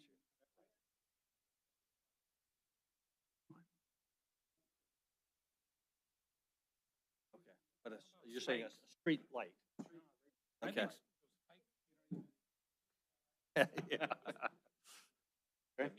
Okay, we are back with our planning director, Wyeth. And Wyeth, there's some other people's, Tina, Nana, and Brenda also. And so if you'll clarify them at the what table. role they'll play in your presentation, I guess. So, Very good. Okay. Yeah, Off thank to- you. turn Thank it you over to very Wyatt. much. Yeah, thank you, Mayor and Council. Really glad to be here tonight and to present the budget to you for fiscal 26 for the Planning and Community Services Department. And just many of the elements that I have in the few slides tonight, you'll see are covered within the PCSD budget overview in your document. So if there's things after we go through tonight and you're looking through that, if you go back, you'll see that I'm hitting on and highlighting a lot of that as I go through this pretty closely. So hopefully that's helpful in terms of just tying those things together. So yeah, first things first, our department is managed by very experienced, professional, and passionate, a trio actually of managers, and they're all sitting right over there. Tina Hoger, our code enforcement manager, Anna Vickers, our planning division manager, and Brenda Beckett, our community development manager. And with them leading the three divisions, we have a total with all of us of 25 staff in the department across those three divisions. And I'll get into some of that detail here in a moment. The thing that also makes everything work really well is all those staff that we all work with and the three managers manage on a daily basis. We have an excellent staff. So much of what we do is forward-facing customer service, education, outreach, involvement with the community that we have to stay at very high levels of customer service. We have to always be trying to figure out how to do that better. We're always open to ways to do that better, but it has to go that way because there's just so much of it that's public, and we interact with the public constantly. So I want to jump right to the council adopted goals from November of last year, the 4 goals that you adopted, and then there's also some council initiatives that our department's involved in. But the main thing here is to just understand that this department is involved in something in all 4 of the goals that you adopted. There's pieces and parts in all of those, and I wanted to kind of move into that and sort of show you, based on a lot of the things we're doing, how that ties back into those big goals without going into obviously every strategy under the goals. So this slide is just looking at where we are in our fiscal 25, which we have literally like a month or so left now, and then looking into fiscal 26 and into fiscal 27. This also then ties in, if you look in our budget overview, we have the 5-year kind of looking out further, and you'll see as we get into fiscal 27, basically 3 years out, that we start to hit into some of those things that are talked about in that portion of the outlook. But just to highlight a few things, so as right now, as we're finishing fiscal 25, we are in the early stages of working through the process for the Montana Land Use and Planning Act. We have our consultant team on board. We just had our first meeting of the interim planning commission that you all created by resolution. And that's moving forward, and we're going to be having a kickoff meeting here later this month with that whole effort. And then what ties into that, and we've had some separate meetings and discussion on this, is the Inner Belt Loop Highway 3 study work that we're doing. And that's, we're being very purposeful now to coordinate and combine those in those efforts as much as possible. So part of the idea there is to, when we're going to be looking at land use and future land use along the Inner Belt Loop and that whole area, just like we're going to be looking at future land use in other parts of the city. And so we want to try, and we are going to coordinate that so that we don't have, you know, people coming to one meeting or coming to this and coming to that it's clear that we're focused and we're talking about this as in the big picture.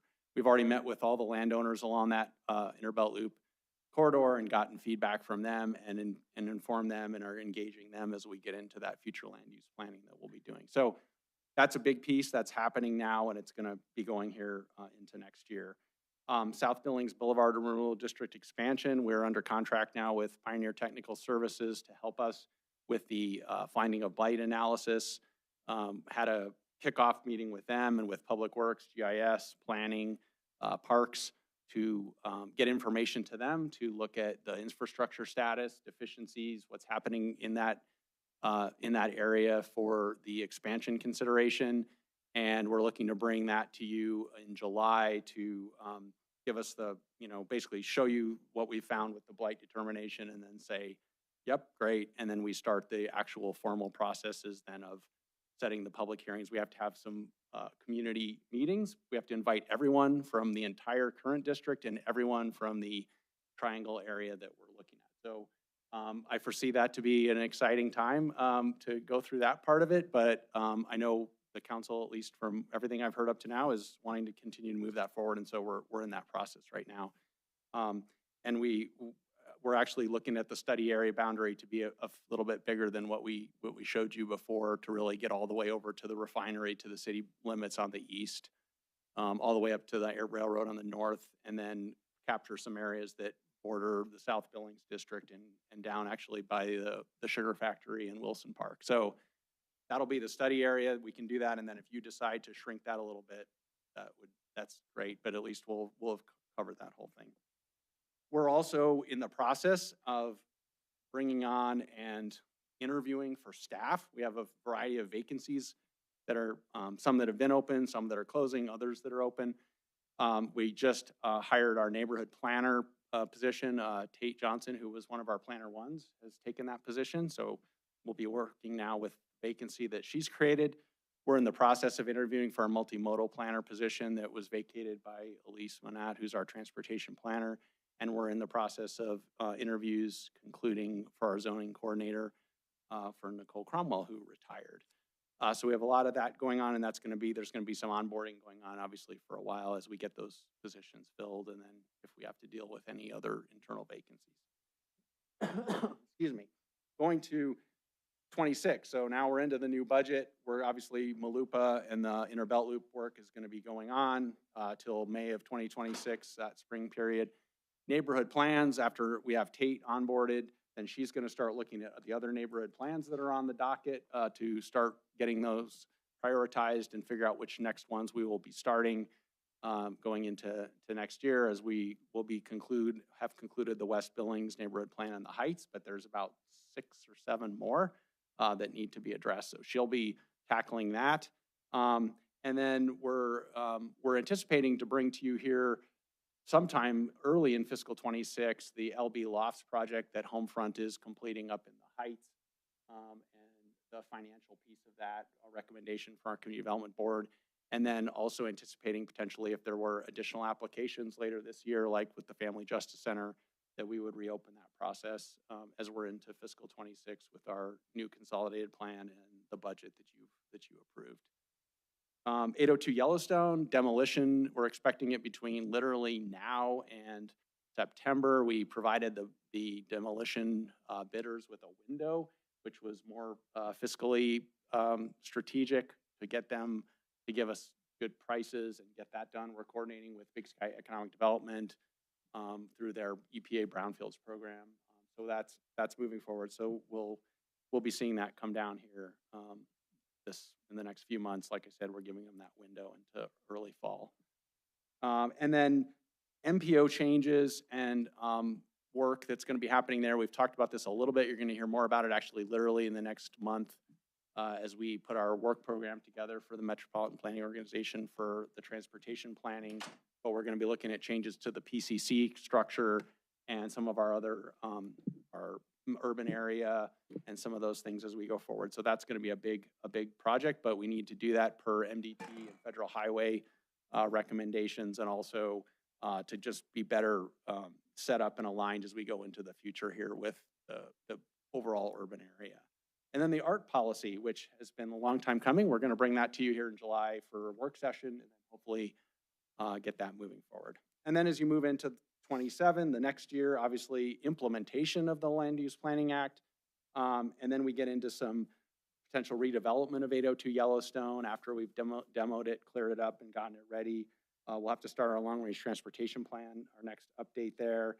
And then you're seeing some things that I've got in the 5-year call out, looking at the planning levy, and I'll talk about those a little bit later on here, but some sort of bigger challenges and also some staffing that will. So getting into the numbers, this is our revenue slide, and you're seeing our sources have not changed from fiscal 25 to 26. They're all the same. The only thing that's different is that the Stagecoach Trail project that was originally as a grant, and we had received the grant, is now turned into a design and a build project. And so that's not in our budget anymore. So that was a $5 million piece. And so that's gone, but funding source wise, we're still, federal is very large because of the MPO and community development. Code enforcement is our large general fund connected division, fully funded by the general fund. And then we have a little bit of funding for community development that general fund pays for parking and building rent. And we have $100,000 for long range planning that planning is scheduled to receive also. We did back out based on looking at this decrease of the $2.3 million for the budget. We had a code enforcement 2 position proposed and was proposed in the administrator's budget. That has been taken out of the 26 budget, so that's pulled back out. And then we also have a short-term rental vendor that we use who helps us scrape sites to look for short-term rentals and verify who's got the licenses and permits that they need to have. We moved that contract, that vendor cost from code enforcement over to planning so that we could take that off of the code enforcement numbers as well to try to address that a little bit.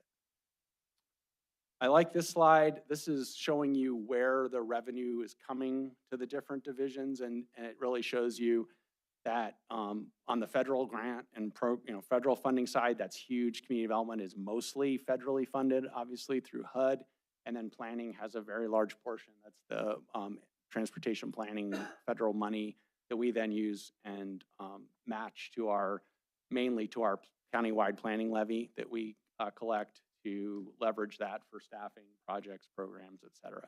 So then you'll see general fund is the pink, which is the bulk of code enforcement, and then you see a couple little blips of it in community development and planning, and then the rest of it breaks out into other miscellaneous and other types of charges for service, like reviewing permits and plans and subdivisions and zoning and things like that. Let's see, I'll note that obviously we're watching very closely what's happening with HUD because that's pretty much the entire funding for community development. And so the current federal budget was approved with funding at the levels that we expected and basically what you approved for the consolidated plan.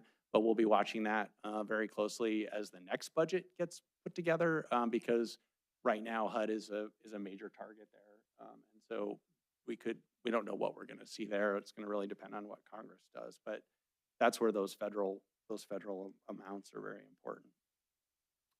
On the expense side, again, what we do is provide services, and we're working with property owners and developers and residents on all sorts of the work we do. So it's all people. So you're seeing that personal services being a huge chunk of our budget, and then operations to support that and to run the operation the way we need to. Capital is the only thing really we have ever with that is vehicles for the most part, and a little bit of work that we do for maintaining some property on the South 27th that you're aware of that community development's involved or takes care of, but mainly it's vehicles. And we're being really strategic there as well. We've done some, had a planning vehicle that we sold, code enforcement bought, so planning only needed one, we didn't need two, and then code enforcement used the used one for one of their officers. And then this next year, we have an older F-150 pickup that's got some mechanical and electrical issues.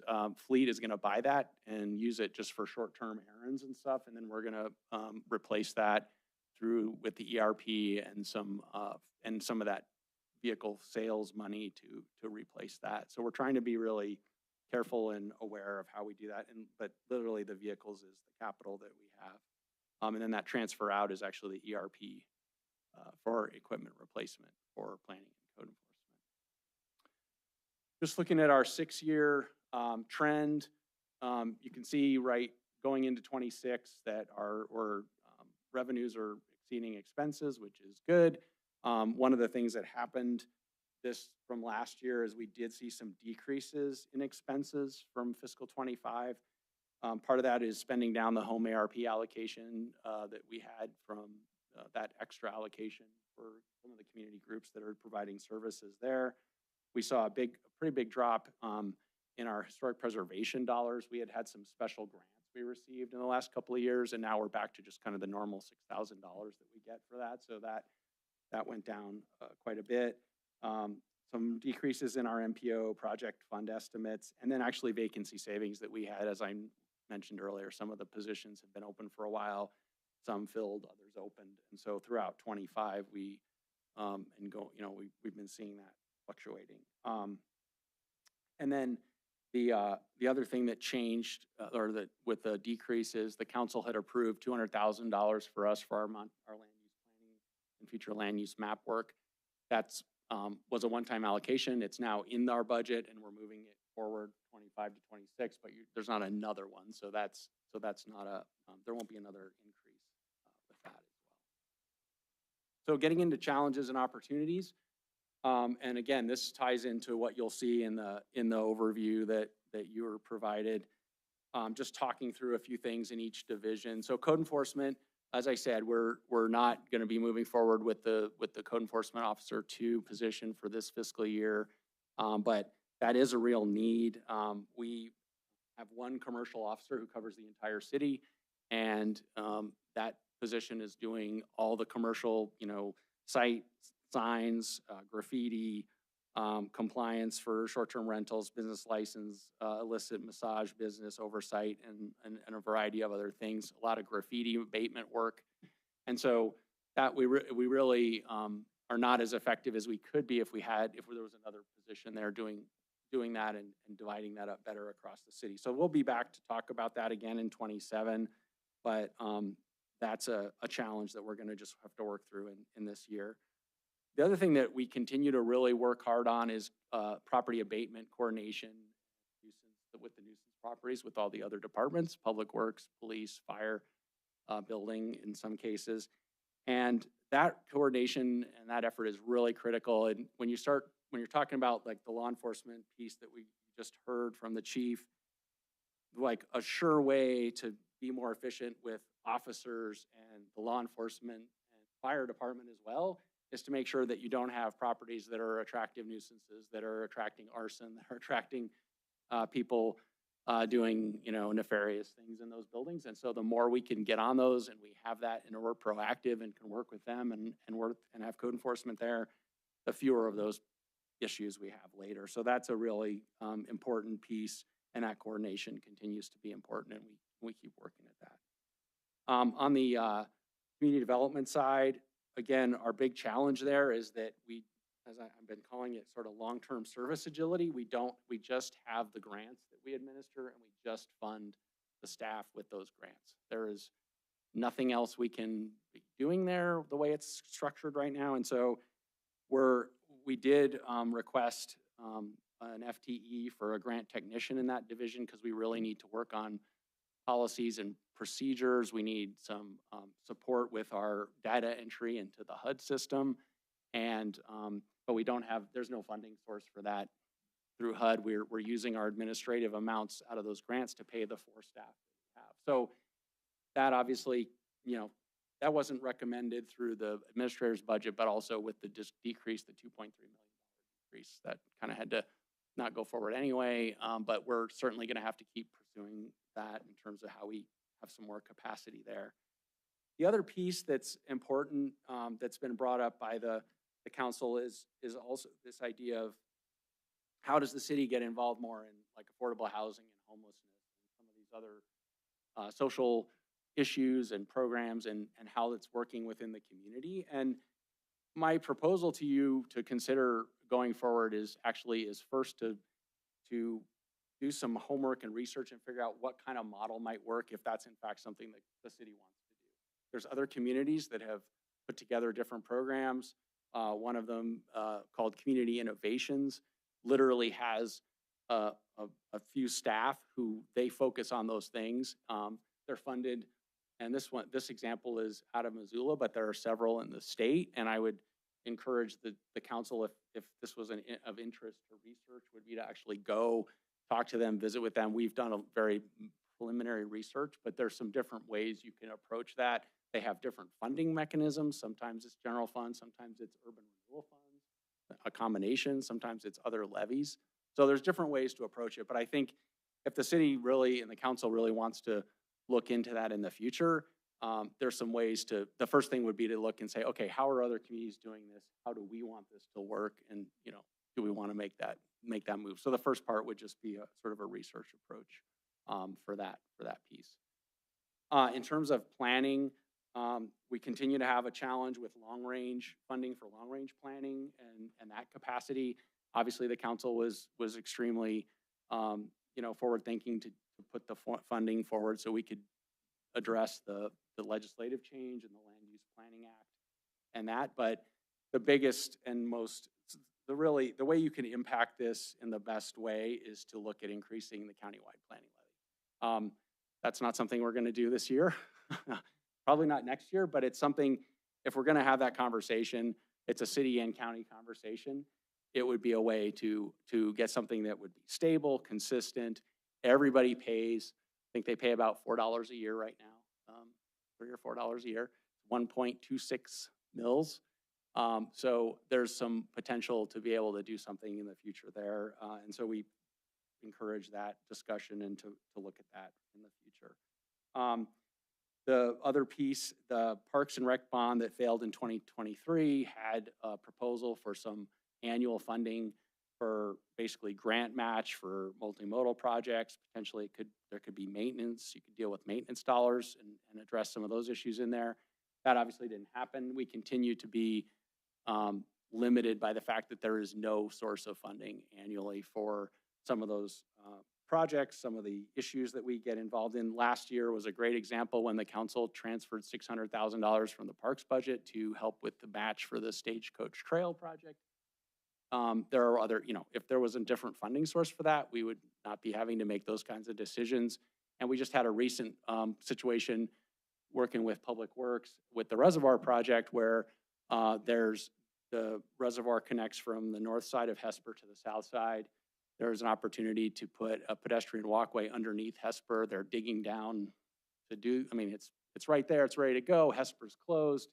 And for a little bit, we weren't sure we were going to be able to do anything because there was no money. Public Works was able to find some funds from a right-of-way sale to be able to facilitate and get that done, this is the time to do it. We're never going to go back and dig up Hesper and bore through with the reservoir. So, but those are the kind of situations where if there was a funding source available, we wouldn't be having those kind of, oh my gosh, what are we going to do situations and miss those types of opportunities. And then the last thing I mentioned a little bit already was the MPO reconfiguration with PCC and how we're going to have to navigate that. And you all are going to be part of that. We'll be talking with you about that partly with our work program coming up, but also as we get further into 26. And then the last thing is really an internal challenge we're having, which is administrative support for the department at the department level. So the way our department is set up is I'm the department employee and everyone else is a division employee. And the challenge sometimes is some of the things I'm supposed to be doing, that the support is not really there. We have a planning clerk and a code enforcement clerk. We are working and looking at ideas, and Anna and Tina have been brainstorming on this with me, like how can those two clerks help a little bit on some of the things that where I'm trying to do some other things, but it's not a great long-term solution because we have to make sure they're also getting the things done that they're supposed to be doing and not be, getting kind of sidetracked. So that's a challenge. It's a funding challenge again, because the money would have to come from planning, community development, and code enforcement, and there isn't any in community development and code enforcement's general fund. And so that's a challenge, but it's just the way the structure, and we're looking at, like I said, ideas and ways to sort of short-term, long-term that, but that's an issue that was just in the nature of how the department is kind of structured. With that, I'd be happy to try and answer any questions, and if there's questions that the division managers can help with as well. Thank you very much. You don't need anything from our three experts, I guess, but they're available for questions. If there's questions for sure that they can get into the subject matter. Questions, Tom, Councilor Rupsis? Thanks, Mayor. Wyeth, not huge dollars, but short-term rentals. When you come across these that you find that aren't registered, is it a challenge to get them registered? Are most people just saying, "Oh, I just didn't know," and they go ahead and do it, or is there reluctance to even register? Some places make you post your registration number, like on Airbnb, VRBO, and you can be fined if postings are found that don't even have that listed there. So, what do you think? Yeah, actually, great question. The mayor and I were just visiting about this a couple weeks ago when he was at a event over in Bozeman, and there was a chance to speak with someone from Airbnb, I believe, right? Airbnb. Yeah. So we did something just recently that actually was an interesting and good exercise. We knew we had quite a few that weren't licensed or permitted, and we did Anna and working with code enforcement and with planning. We did a mailing out, and that's actually where that vendor I was talking about comes in. They help us scrape and look for on not just VRBO and Airbnb, but other resources. We compare with our research, or what are we finding? And we knew there was a lot. We sent out 190 notices and said, hey, looks like you're a short-term rental. You're not licensed. You don't have a permit. This is what you need to do. We'll give you 60 days. Anyway, we got about 70 right away that complied. So that was pretty good. We're still, the way that broke down was the ones we kind of knew for sure. And then there's some that are, well, we're not quite sure. And then some came back and said, well, I'm not really a short-term rental. So there's some vagaries there, but we right away got a pretty good response. And we're now working through about another 100 that are questionable that we're trying to kind of get sorted out. So yeah, we've had some people that are, not super excited about working with us and everything, but I would say after most of those ones, like the 70, a lot were like, oh, okay, yeah, I didn't know, or I missed this or whatever. And the other thing that happens with that is, not to get into the weeds, but people some come on for a while and then they stop and then they do something else. I mean, so there's that, and that's where watching some of those major sites also helps us to see, like you said, because they have to follow certain requirements if they're an Airbnb or VRBO. So while Councilor Rupsis, I'll just comment. I did have a meeting with one of the chief executives of Airbnb, who by happy coincidence is from a place called Montana. And so they proclaim willingness to do whatever local regulations require, and are perfectly happy to do that as long as they apply to all their competitors as well. One issue is how to comply, how their individual hosts comply with our local regulations. And I was quizzing him about the ability to include our regulations into their contract, so that they would require that their hosts include our regulations. The problem with that, they're not happy to do that, is they deal with tens of thousands of different jurisdictions.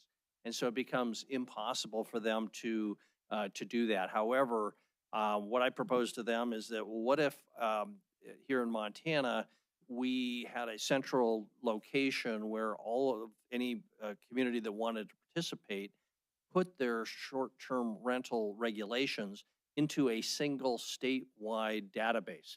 And you wouldn't have to participate, but if Missoula wants to, Billings wants to, Bozeman wants to, whatever, you put that data there. And then Airbnb or other short-term rental agencies require that their operators link to that single source. He thought that was a much more doable alternative. So something perhaps we could work on in the future, but it's a challenge, and we do have a more friendly than usual connection to Airbnb, who's of course one of the biggest operators. Other questions for Wyeth? Councilor Neese. Wyeth, I am concerned about the code enforcement that you're not going to be hiring this year, because I think that, I mean, as you said, I mean, that's part of public safety. And that's part of that preventative effort we're doing, because that goes a long way down the road. Is there any way that there's any other way to fund that through any other general funds that you are aware of? I am not aware. I don't know. So, yeah. Yeah, I would say, just to be clear too, that was a position that was funded when we thought we had a 4% growth in rent.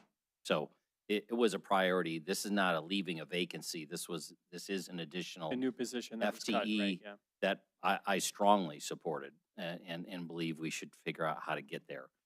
It will require, because of the cuts, the 2.3, it simply requires another cut somewhere else to cover this number. So. And there's no other additional reserves. I think you said there's some money, 300-some thousand not being utilized by the 2 mills that are raised in the public safety. That's part of the mental health. I mean, there's a lot of different areas and different divisions that get general funds that may have some surplus, and there's not enough general funds that you can't get from each of the different departments to bring over. I guess my concern about that would be, I firmly believe that, the whole code enforcement program is we argued it to be in this prevention kind of area. The issue, I think, though, of using that fund's reserves to cover an operational expense that will be ongoing would require, the request would be this group would be saying, okay, next year when we have that other half of the conversation, because the motion from council was present us a budget that's consistent with what the state dictated to us, and then begin a conversation, which I don't frankly believe will start until early 2026, but begin a conversation in 2026 about what a mill levy question or a charter amendment question is going to look like later, because next year we lose another 7 figures. So I would just be cautious. Yeah, those funds are there. I think you could say it fits into the definition, but it's an ongoing expense, and that's a one-time source. Okay, Councilmember Owen is online. She has a question, and then we'll try to move toward adjournment. Councilmember Owen? Thank you, Mayor. Wyeth, thank you for keeping the Inner Belt Loop Skyway Drive planning front and center. I appreciate that. I had advocated for that as a priority because that corridor is really a puzzle to encourage and incentivize development there. We need that development, but it has a lot of challenges that need to be solved. Not on your list is planning for the Billings bypass. That, I think, is an important corridor, has huge economic potential, but to me at least, it strikes me as presenting fewer development challenges. So I guess I'd be interested in your thoughts of between what's going to happen on the future land use plan, the corridor study that was already done. Are we prepared and are thinking enough on the Billings bypass, or do we need to be thinking about some level deeper of planning for economic development and growth in that area in the same way that I've encouraged us to do for the Inner Belt Loop? Yeah, thank you, Councilmember Owen. And so actually, so we are, the bypass piece in the in northeastern part of the Heights is being looked at in a couple different ways, and it's not out of sight. You're correct, I didn't list it out specifically, but then the Heights neighborhood plan that's going on right now is looking at that area as part of its analysis, both for some economic analysis as well as their land use and the overall development in that area, transportation as well. However, we're also, when we do the future land use, the land use plan and future land use map, we're going to be, again, we'll be looking at the whole area. So we will be looking further. I mean, whatever we don't do with the Heights neighborhood plan, we'll be looking at land use in that area as well. And then we are still looking at the potential. We've been having this conversation actually with SB Friedman, the economic consultant that's part of the consultant team for the land use plan with Orion, to see whether additional analysis, we're talking about it with the Inner Belt Loop, but we're also looking at it in terms of other places where we need to do some extra focus on the economic development side, and whether we could do something separately as part of this effort at the same time. And so there's a couple things I think that are going to come to bear on that, and we can more on that later, but that's kind of what we're looking at. And we're also engaged with Big Sky Economic Development and some of the information that they can share as well. But there's a couple things that are going to go on that are going to help focus in that area. And I agree, that location and the proximity, I think obviously we've talked and you've been in some of those discussions on the utilities and the service challenges, but we are looking at some different options there. That is really helpful. Thank you, Wyeth. If there's any way that I can be supportive in those efforts, please let me know. But I think the approach that you're setting forth for the time seems reasonable. So thank you. Very good. Thank you. Nothing else, council? Is there any public comment on item number 1, the budget discussions we've had? No one is coming forward. So we'll close the public comment period on item number 1. Chris, any items of upcoming agenda items you want to call our attention to? So I think just thinking a little bit about timeline going forward. So we've got another budget conversation tomorrow night. That ends with kind of the wrap up. Then we've got a budget finance committee meeting next week. The tentative schedule, Andy, help me if I misstep here, I believe is to adopt the preliminary budget on Monday, June 23. I'm thinking of that right. And then once that's adopted, the next step is final budget in either the last meeting in August or the first meeting in September, last meeting in August 25th, because we get Department of Revenue gives us taxable value numbers, although interestingly enough this year it won't have there's not an unknown on the revenue side. We know to the dollar how much revenue we're going to get, but you adopt the preliminary ideally on the 23rd, and then we'll go with the final in that second meeting in August. And that's really the process going forward. So tomorrow night, anything that you want to add to that or other discussions, it would be very helpful for Andy and I and any or all the departments to know what that looks like so we can be responsive to that information you're looking for. So very good. Thank you. Any council discussion? Any public comment on non-agenda? No, Councilmember Gulick? Just mentioning as for the budget committee, when we do meet next Wednesday, we'll be looking at any amendments that we want to review, any amendments people bring forward. And the deadline for those amendments would be the 10th. Is that correct? Yes, the deadline for them to be included in the council packet will be the 10th. Very good. Thank you. Seeing nothing else, any public comment on non-agenda items? No one is coming forward. With that, we are adjourned. Thanks, everybody.